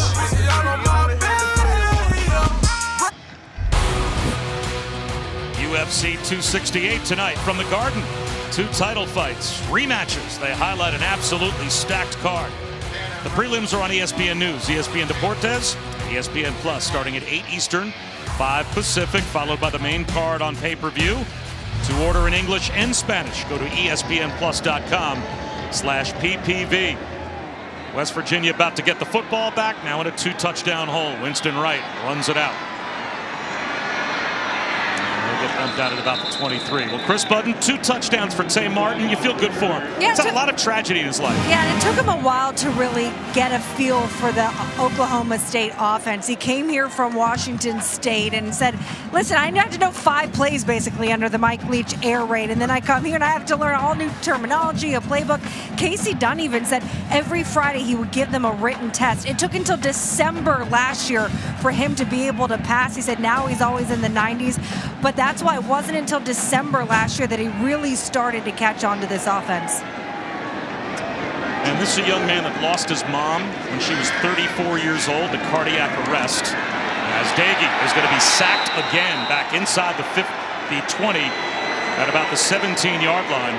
And Tay Martin also, he was the road roommate when he was at Washington State of Tyler Herlinsky, who of course took his own life. So really close with Tyler Herlinsky.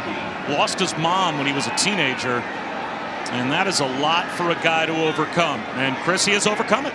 Yeah, he told me that one of the things that he learned from Herlinsky's passing was just that he has to be the guy that checks on his teammates. You have groups in a locker room, and sometimes you don't always know what everyone's going through. So he made it a point to check on each guy to say, are you okay? Dagey, flag down. Has to throw that one away again. That time, Jaden Jernigan was all over him. The Tay Martin story turned tragedy. Holding number 64. Offense. That penalty's declined. 3rd down. Turned tragedy into beauty almost. A test into a testimony.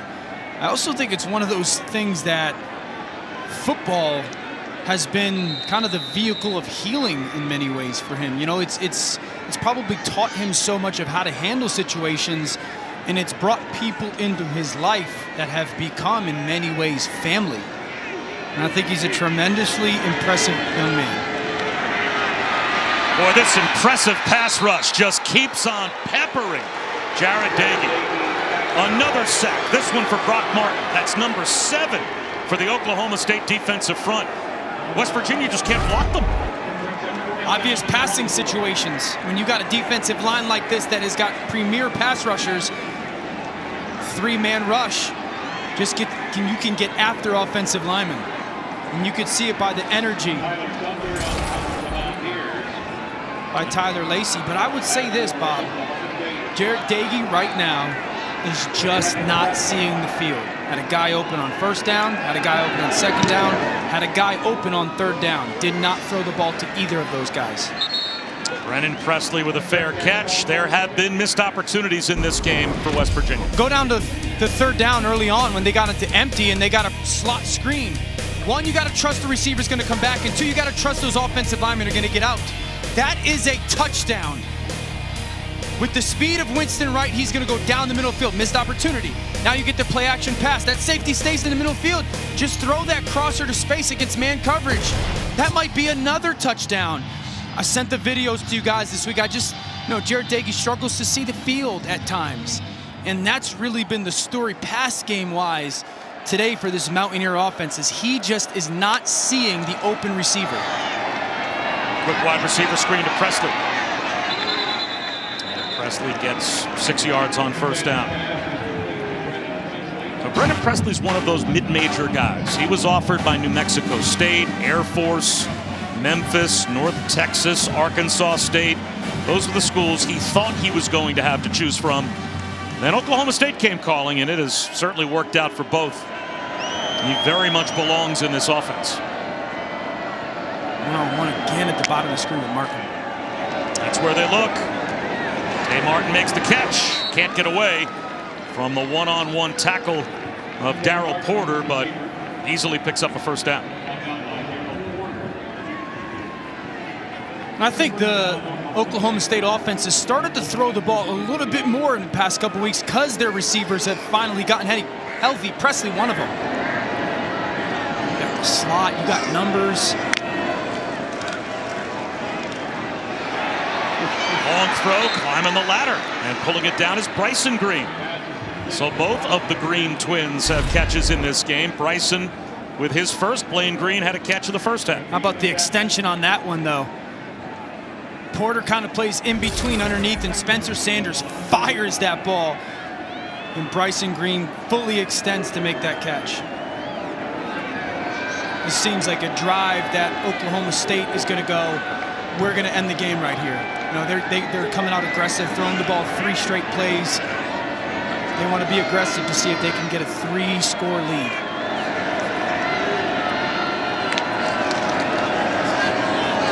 Here's the slant. And unable to pull it in with one hand was Bryson Green. He thought he was interfered with. And Mike Gundy is letting the officials hear it from the sideline. I think he thought the same, as Charles Woods was one-on-one with Bryson Green. He's probably got reason to complain. There was some physicality when the ball was there. You could see the hold right there. I thought Bryson Green got held. 3rd and 3, Tay Martin has been so unstoppable today, bottom of our screen. If you give him one-on-one, that ball is going to go up in the air to him. Feels like a must for the West Virginia defense, doesn't it? Absolutely. They're going to run it with Desmond Jackson, but flags down at the snap. It'll be a false start. That'll change things. Prior to the snap, false start, number 67. Offense, 5-yard penalty, still 3rd down. Now it's 3rd down and 8. And from here, you don't even think Oklahoma State is in field goal range. Cole Birmingham, the left tackle. Just a quick move, yep, that step out. All right, so the 3rd down situation for West Virginia has often been quarters coverage. Everybody's got a quarter of the field. As a quarterback, you work inside out, middle of the field to the perimeter. You see pressure coming, you're thinking man-to-man right now. Here comes all-out pressure. Find the matchup that you love, Martin to Presley. West Virginia changes up that front. Here comes the blitz. Incomplete, intended for Presley. So how big does that 5-yard penalty loom now as well? Now it's 4th and 8. From here, you're looking at about a 55-yard field goal or so. I would think they would probably punt, but that's the difference between a 2-score lead and a 3-score lead. Correct. West Virginia getting off the field on defense here. No, that penalty, West Virginia's defense has showed up today. I understand that Oklahoma State is offensively not what they have been in the past, but they have shown up today and given this football team a chance to win the game. It'll be interesting if Neil Brown decides, you know what, we're struggling on offense. We're going to turn the ball over to Garrett Green a little bit, see if we can get some athleticism on the field. And now the clock winds all the way down. So this will be delay of game. Offense, that penalty's declined. 4th down. So Oklahoma State was trying to give Tom Hutton a little bit more room. The 31-year-old junior, Australian rules football player. Just another product of the Pro Kick Australia program. And he'll try and angle one. Milishevich will let it fly behind him. And it is caught on a fly inside the 5-yard line at about the 3. Perfectly executed, and it's Presley down there to make the catch. What a great punt. We've seen some good punts today. The house that Pat McAfee built, the punters have shown up. They've kind of been the story of the game so far. All right, West Virginia offensively, you got to get something going. You have been shut down by this Oklahoma State defense. -3 rush yards. I still think you treat this possession like you are down 1 possession. You can't get 2 back at the same time. Toss to Tony Mathis. Spins out of the end zone. He's got a yard. You know, West Virginia hasn't had a ton of success running the football and anything today offensively, but running the football, certainly not on the perimeter. They've hit some runs up the center. Backed up where I am right now, this ball's not going to the perimeter in the run game. I'm trying to run the ball behind Frazier, Gummeter, Nestor, see if we can get a little bit of push.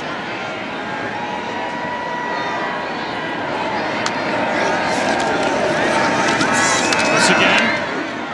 It'll be another 3rd down for West Virginia. They are 1 for 9 on 3rd down against a defense that last year was number 1 in FBS against the opponent on 3rd down. This year, number 3 in America on 3rd down. If I'm West Virginia, I'm doing 2 things right now. I'm trying to get information if the coverage is going to be man. If it's man, I'm throwing a perimeter screen. If it is zone, and you're in that empty set, so you're going to try to figure out who's covering who. If it's zone, you work the middle of the field. There has been opportunities to throw the ball in the middle of the field. Looks like you're going to get man-to-man coverage. 1 deep safety. Gagey from the goal line to the sideline. The catch is made, but it looks to be short. Reese Smith has it, but he's a yard short of the 1st down, and West Virginia will have to punt. See, they should hustle up to the line of scrimmage right now. Is a completed pass short of the 1st down line, 4th down. And that's one of those situations, as the receiver, you got to know, Reese Smith, hey, my route may say that I've got a 5-yard out route here, but it's 3rd and 6. I got to get to my depth. And the quarterback's got to know he's got to go an extra step deeper, and Reese Smith's got to be aware, I have to push this a yard further, because a catch, given what the rules of the play is, are not going to get us a 1st down. I got to push that a yard further. Delay a game, offense, 5-yard penalty, 4th down. They tried to take the clock all the way down to the end of the quarter, but the game clock was about a second or 2 ahead of the play clock. So it looks like the punt unit was just looking at the game clock and didn't realize they could let the clock completely expire. It's a delay of game with 2 seconds to go in the 3rd. And you got to be great in protection here, because Oklahoma State knows your protection playing with punt. You got to be great here to get this ball off. Sumter gets it away. And a fair catch at the West Virginia 45 by Brennan Presley. A 38-yard punt. 2-touchdown lead as we head to the 4th quarter. Both of the touchdowns for the Pokes scored on the combination of Spencer Sanders to Tay Martin.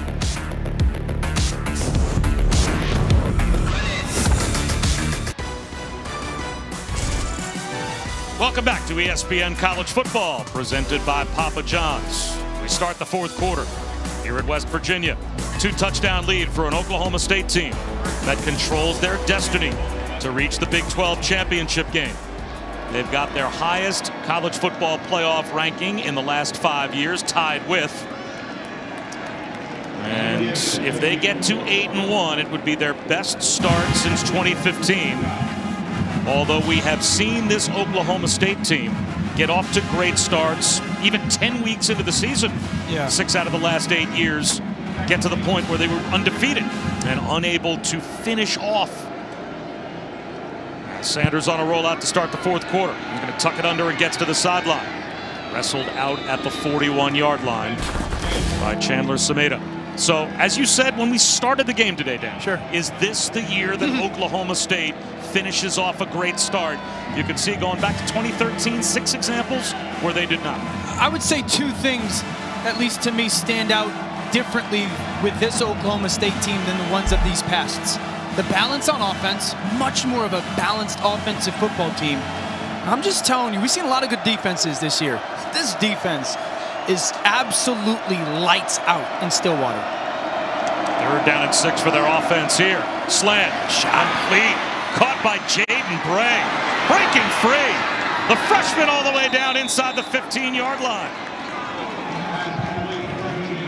We were told by the coaches number 85 might show up. He just did. There's a formation in the boundary, one-on-one, bottom of the screen. You got all that space for that slant route right there. You create it with putting all those, I talked about it all game. You put all those bodies into the boundary, and then you create that one-on-one pass concept, that pass route, and you create all that room for the slant route. They'll hand it to Warren here. Right up the middle into the end zone for a touchdown. An exclamation point, you would think, for Oklahoma State. 13-yard blast into the end zone for Jalen Warren.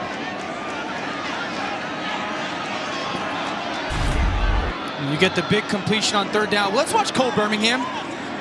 Front side, run game, good. Backside run game, great. Watch him step down. Now peel back. That's how that seam happens. See the little window that gets opened up for Warren? That is a great job by Birmingham of stepping with that zone and then being great on the backside, shutting it down. Big time crease for 7. Also emphasizes the importance of field position. That's 3 straight drives where Oklahoma State has started in plus territory, and 2 of those 3 turn into touchdowns to blow this game open.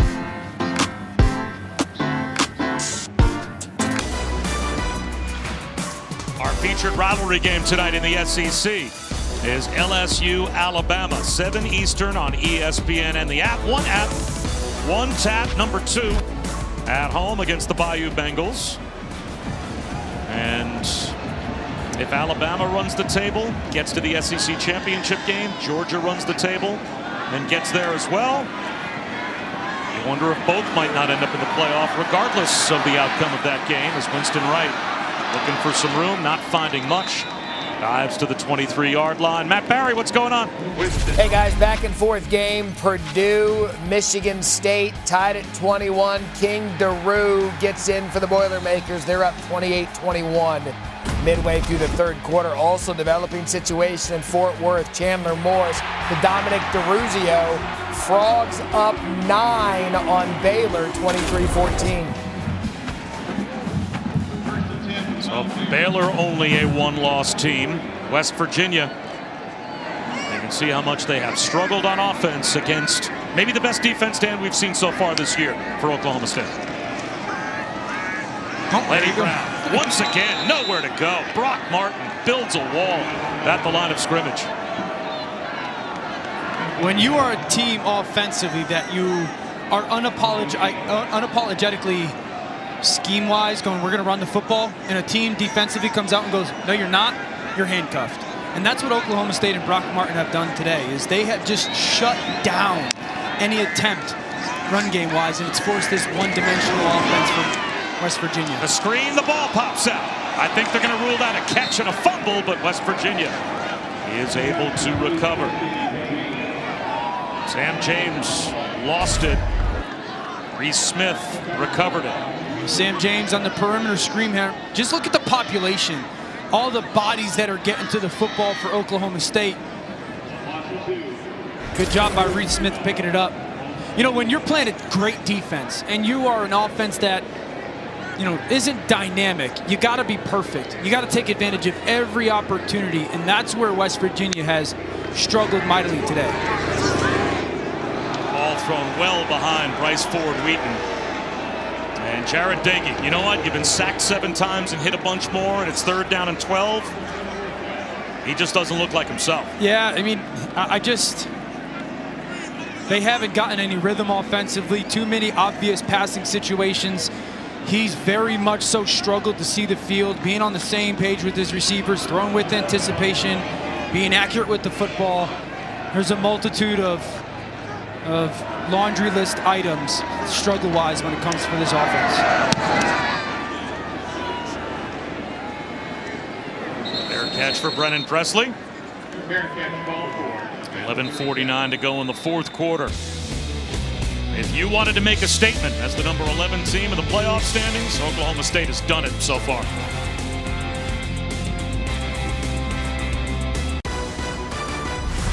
ESPN College Football is delivered by Papa John's. It's Bacon Mania at Papa John's with the new Triple Bacon Pizza. Order today. And in part by Liberty Mutual Insurance. Only pay for what you need. Bryce Ford Wheaton, part of a long lineage of West Virginia history. His grandfather, Garrett Ford Sr., played here, also was part of the administration. His uncle also played here. When I was talking to him earlier this week, he said he had so many memories of just being on campus that when his dad or when his grandfather was in the administration, he would be running around the practice field, remembers coming to games, watching Pat White and cheering on the Mountaineers, and just a little cutie watching the games, guys. Look at those smiles and the shoulder pads. That is $1 million smile. And how about being able to say that your grandfather was the first running back at West Virginia to run for 1,000 yards in a season or 2,000 yards in a career? He's in the West Virginia Hall of Fame, and now you're carrying on the legacy playing for the Mountaineers as well. That's pretty cool. That's a cool story, man.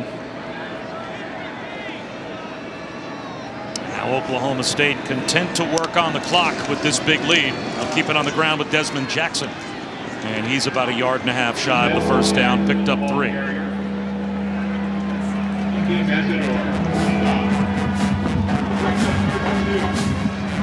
Warren comes back in, taking some of the speed off the field wide receiver wise. Here comes these tight ends. 3 bigs on the field tight end wise. And now what you can do is almost like the Tay Martin touchdown. Like, you got one-on-one at the top of the screen if you want it, or you could pound the football behind your offensive line. Give it to Jalen Warren.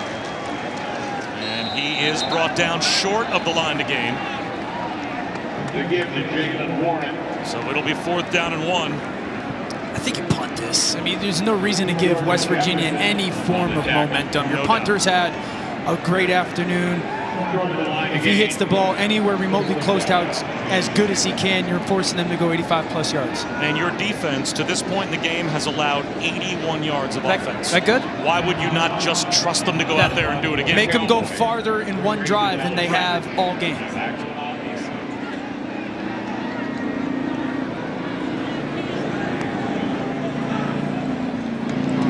So Hutton, the intentional end-over-end kick. Well done. Alashevich with a fair catch at the 11-yard line with 9:40 to go.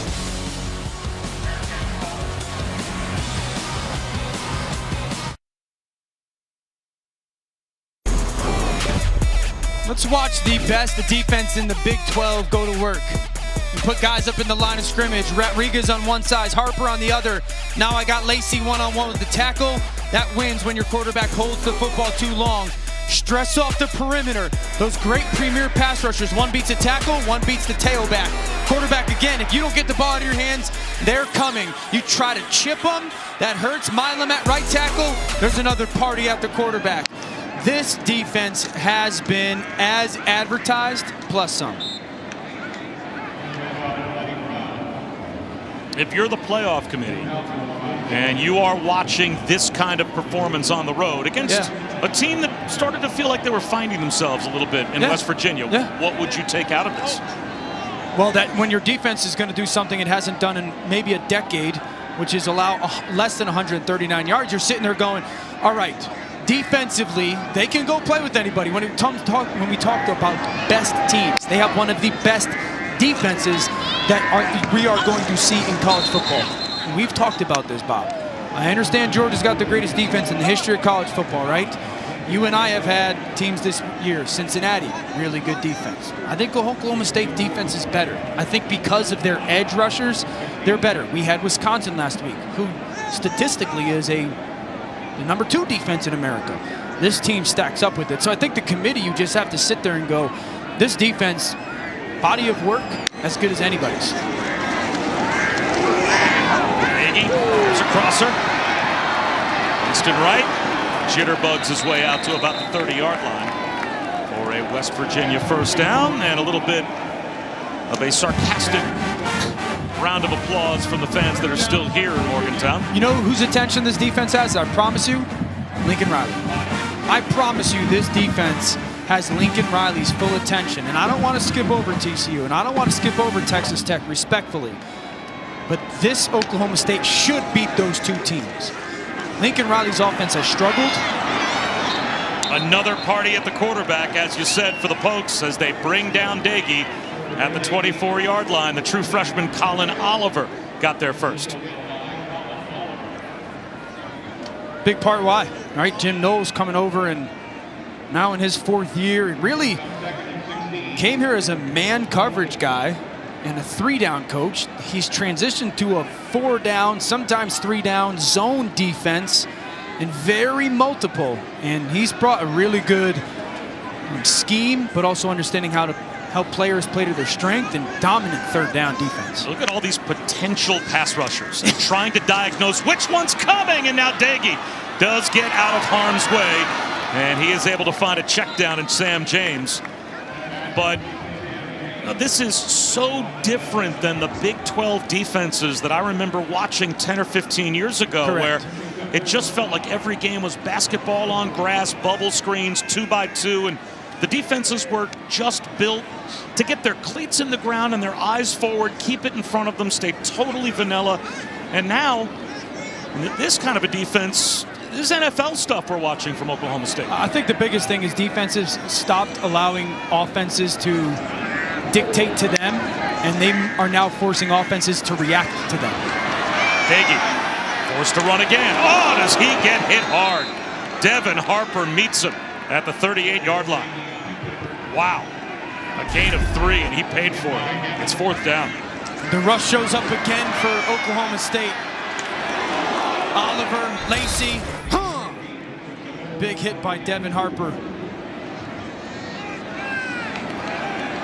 Devin Harper off the field after delivering that shot to Jarrett Dagey, and Dagey stays in the game for 4th down and 2 with 6 minutes to go. But now West Virginia has to call a timeout from their sideline with the play clock winding down. So we'll step aside for just a moment. West Virginia has called their first charge timeout of the 2nd half. Timeout on the field. In our college football studio with an update, we had a scoring stalemate between Texas A&M and Auburn. Bo Nix rolling out, loses it. Michael Clemens, scoop, score, Aggies. They would get the 2-point conversion. They're up 17-3. And coming up after the conclusion of this game, Bryce Young and Alabama making the walk against LSU. By the way, big game, Bob. I bet your stats have been amazing with Eric Marilla's statistician of the Stars today. Wow. Got his name in there. Well done.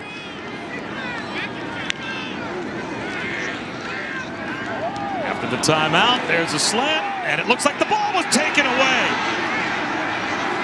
Running with it is Christian Holmes.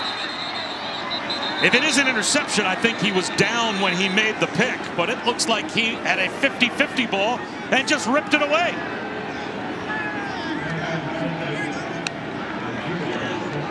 That is... Ruling on the field is an interception with a return man down. 1st down, Oklahoma State. Missouri transfer with a pick.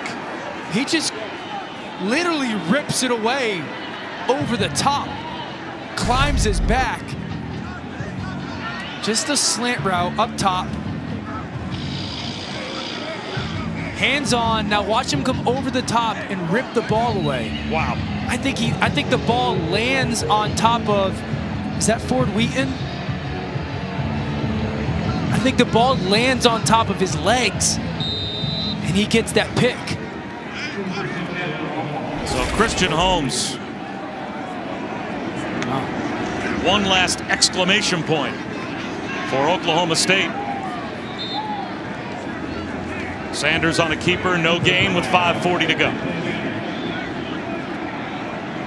And we were talking a moment ago while we were in timeout about what Bedlam could be. Oklahoma State and Oklahoma both make it through undefeated. Yep. And they are playing that last game. That might be the first of 2, regardless of the outcome of that game, depending on how things shake out. But Oklahoma State, last time they won 10, back in 2017. They haven't beaten Oklahoma since 2014. It's all out there in front of them, and how hard it's going to be for a true freshman quarterback for the Sooners to look at this defense and diagnose everything that you have to pre-snap with all the different looks. That's going to be a tough task for Lincoln Riley to get a true freshman quarterback ready for that. I think one of the greatest movies ever made is Taken with Liam Neeson. And there's a moment when he's on the phone and he goes, "Good luck." That's what I would say to Caleb Williams. Good luck, bud, because you are going to get Star Wars types of defenses. And I think that is an advantage for Oklahoma State with Jim Knowles is, okay, Oklahoma's obviously talented and Caleb's crazy talented as well. But you can minimize talent when you slow him down and you force him to go, Coach, I got no idea what's going on. And if they can win the line of scrimmage early downs and stop that run game and you get all those blitz pressures, you can not only get sacks, you can create a lot of turnovers for him throwing into people that he doesn't see. Dominic Richardson for a couple of yards. Yeah, even today, watching Oklahoma State against Jared Dagey and how they have forced Jared Dagey so many times today Play slow, to play right? with hesitation, right? To not really be sure about where he wants to go with the football, and it results in numbers like this.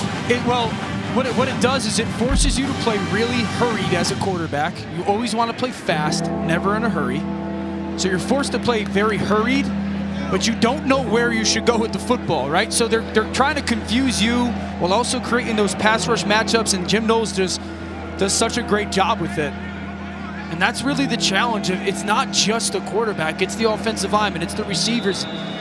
And they're not asking you to. Has called their first charge timeout of the second half, 30 seconds in length. You make 2 or 3 mistakes, man. That's the difference in a ball game usually. Sure. So, by the way, Taken 1, 2, and 3 were all fantastic. I know you haven't seen them because you're boring, but 1, 2, and 3 were great. Oh, you mean the movie where Liam Neeson goes out and shoots a lot of guys? Well, That Liam Neeson movie. well, it's more like protection, you know. I've seen them. I saw 1 and 2. I didn't see 3. There were a lot of unanswered questions at the end of 2. 3 was good. So Oklahoma State let the clock wind down as far as they could. Mike Gundy called the timeout. Not sure if they're going to send their offense back out there for 4th and 4 or send the punt group out, but 8 sacks defensively. And that's a head coach that all day long has been frustrated watching his offense unable to move the football. Yeah, and I love Neil Brown. I love his passion. There's coaches that you sit down and you have the chance to speak with them, and you walk away and you go, that guy's really good. Neil Brown's one of them, and I know today's a disappointing day. There's been some disappointing moments, just certainly at the end of games this year for this West Virginia football team. Me personally, that's a coach that I believe in. That's a coach that if I had an 18-year-old, I'd send him to go play for him. They're going to go forward on 4th down.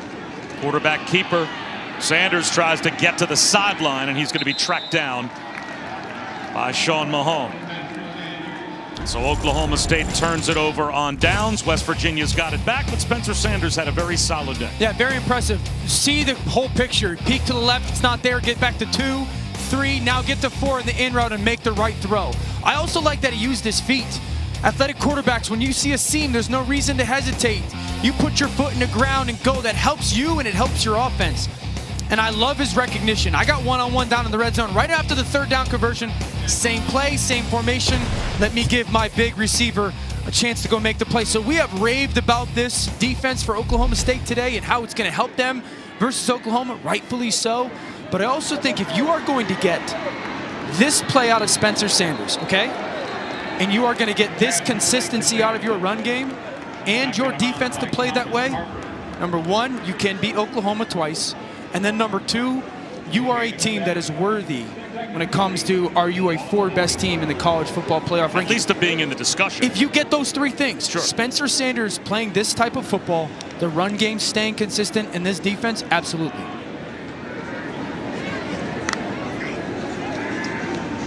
Quarterback run. Baking, check that. Garrett Green up the middle's got a 1st down, and now flags everywhere as he was going down, and he was hit late.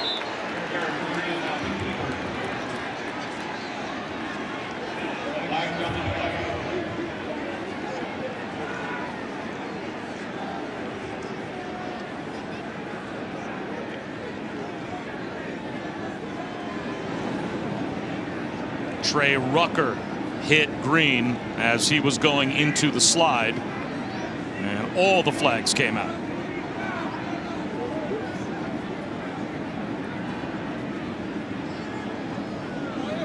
After the play is over, a personal foul, late hit with targeting number 39, defense. That penalty will be enforced. 15 yards, first down. Previous play is under review.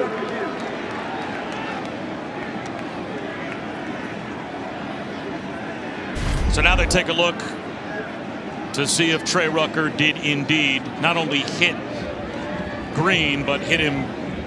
That would also be a targeting foul, and again, forcible contact to the head or neck area of a defenseless player. And when you go into a slide as a quarterback, you are by definition defenseless. And Dan, I would say that is a launch, and that is forcible contact to the head.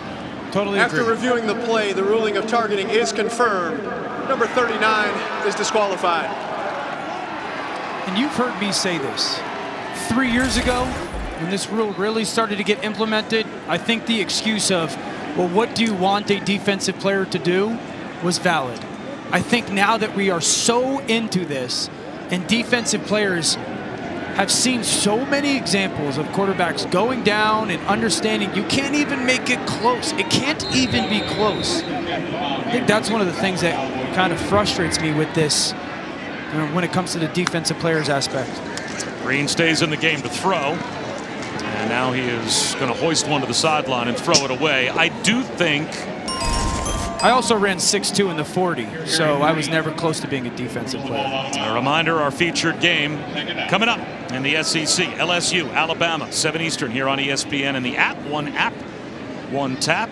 I do think, to your point, though, about there has always been this debate about what is a defensive player to do. Sometimes you do get caught in between. That was not a situation there where a player could have gotten caught in between. As Green takes the snap on second down, he's going to run it himself and get inside the 25, down to about the 23. Might have lost the football.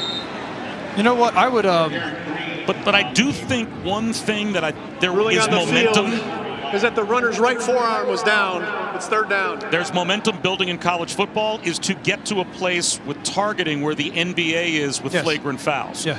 And have a targeting 1 and a targeting 2. And if it's a targeting 2, all right, kick the player out, suspended for part of next week and all of that. But there is such a thing, I think, as, yes, it was targeting, but not with intent to injure. No maliciousness maybe the behind player shouldn't necessarily be kicked out for the rest of the game. Maybe just a Previous half. play of the runner down is under further review. And now they're going to go to review to see if indeed Green was down or if maybe he coughed the ball up. I would be interested, if I was a West Virginia fan, and also if I was a West Virginia local writer, of having the conversation with Neil Brown after this game when your offensive struggled. This is knee down. Ooh, that ball might have got punched out. Harvell Peel looks like he might have punched that ball out or slapped that ball out from Garrett Green. Yeah, but there has to be two things here. Not only are you going to review whether or not this was actually a fumble, but there has to be clear recovery to warrant the review. And to me, there's no reason to stop this play, whether he fumbled or not, because I think you can make the case that this is not clear recovery. I mean, Reese Smith, number 15, wide receiver for West Virginia, he jumps on top of the football. So what difference does it make if this is a fumble or not? Yeah, this is a useless stoppage. You know what I was saying, though, because if I was a West Virginia fan, and again, one of the reporters, I love Neil Brown, I think the world of him, but I want to ask the question of, you've seen this offense go through stretches of struggle this year. Today was one of them. And specifically your quarterback. Why is Garrett Green not getting more playing time? I would want to know that answer. And I think that's a fair question to ask. Or was there a time in this game where he's the change of pace, more mobile, kind of lightning quick guy? Something, right? Could you have gone to him in the third quarter to try and just change the way this game is going? I understand that you're trying to be respectful to Jarrett Dakey. He's the leader of your football team. He's the leader of your football team. But you also have to, give everybody else the chance. After review, the ruling on the field stands as called. The ball was recovered by West Virginia. First down. You got to give everybody else the chance to, the best opportunity to win a football game. And sometimes you're just not having a good day. And if there's a guy that can help you. 3rd down. As a football team, and Garrett Green certainly has athleticism, seems like it can. I want to know why that wasn't used more or gone to earlier.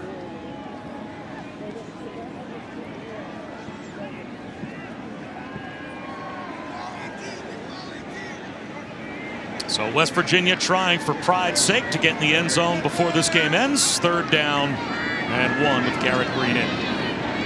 Justin Johnson next to him in the backfield. Green on a keeper. Nowhere to go. Obi Harvell-Peel came up to make the stop. And it will be 4th down.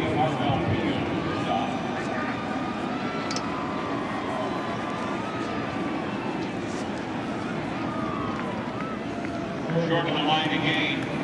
It's 4th down.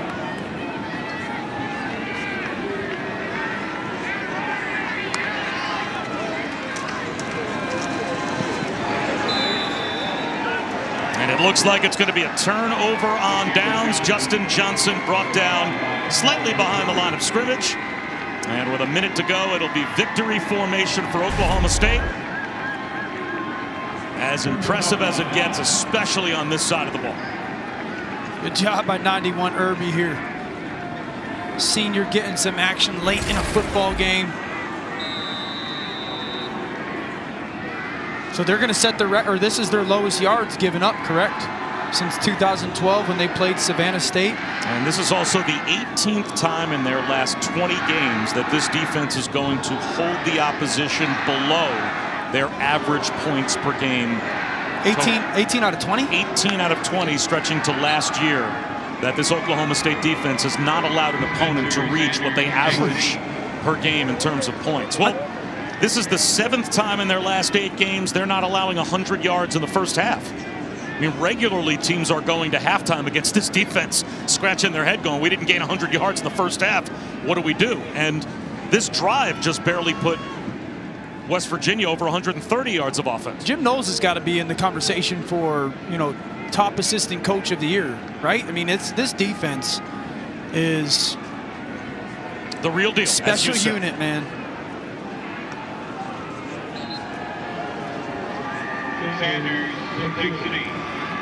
So that will do it. We knew we were going to see a terrific defense. Would they stand up against West Virginia and put together one of their best performances of the year? The answer was yes. Absolutely suffocating, relentless, and dominant defensive performance by Oklahoma State. Can't say enough about everybody on their defense and how impressive they have been. Spencer Sanders, again, another really efficient football game operating this offense. This is going to be a very difficult team to beat in the next 3 weeks for anybody, specifically Oklahoma. Well, if you're the quarterback of this team with that defense out there, what's your job? Just don't go out there and make mistakes. No doubt. And once in a while, throw it to your best wide receiver. He did for 2 touchdowns today. And Chris is with Tay Martin. Tay, congratulations on the win, the 2 touchdowns. What's been the difference for you recently of the last couple games and your connection with Spencer Sanders? Just the reps. The reps we're getting in practice are translating in the game. We're taking advantage every chance we get. The little details, getting everything right, and the timing is getting there. So it just looked good today, and I'm glad we finally get that rhythm going, and hopefully we can keep it going. Defense held them to 3. How good are they on that side of the ball? Hey, I said it back then. I'm going to say it now. That's the best defense I've seen of my 5 years playing in college football. So I'm just keep on riding them guys as long as I could. Listen, since Tuesday, the conversation is now going to be about the college football playoff. Is this a team that is good enough to be in the conversation? Most definitely. I believe that in my heart, and I feel like everybody on the staff believe that here. And we're just going to not look ahead and just stay focused. I appreciate it. Congratulations. Thank you. Let's go. Terrific performance by this offense, and complemented, of course, by a dominant defense. Yeah, really good performance by Tay Martin. Just so many jobs, great jobs of winning at the line of scrimmage, down in the red zone using the big 6'4" frame, the fade route, little left arm extension, let the ball drop over the top. Really one of the difference makers today for this football team, specifically on the offensive side. Great young man, great story, impressive performance. A statement win by Oklahoma State, 24-3. here in Morgantown. Coming up next on ESPN College Football Scoreboard, Matt Barry, Joey Galloway, Jesse Palmer are standing by. Stay tuned for Alabama, LSU as well. Matt, back to you. Alrighty, bye.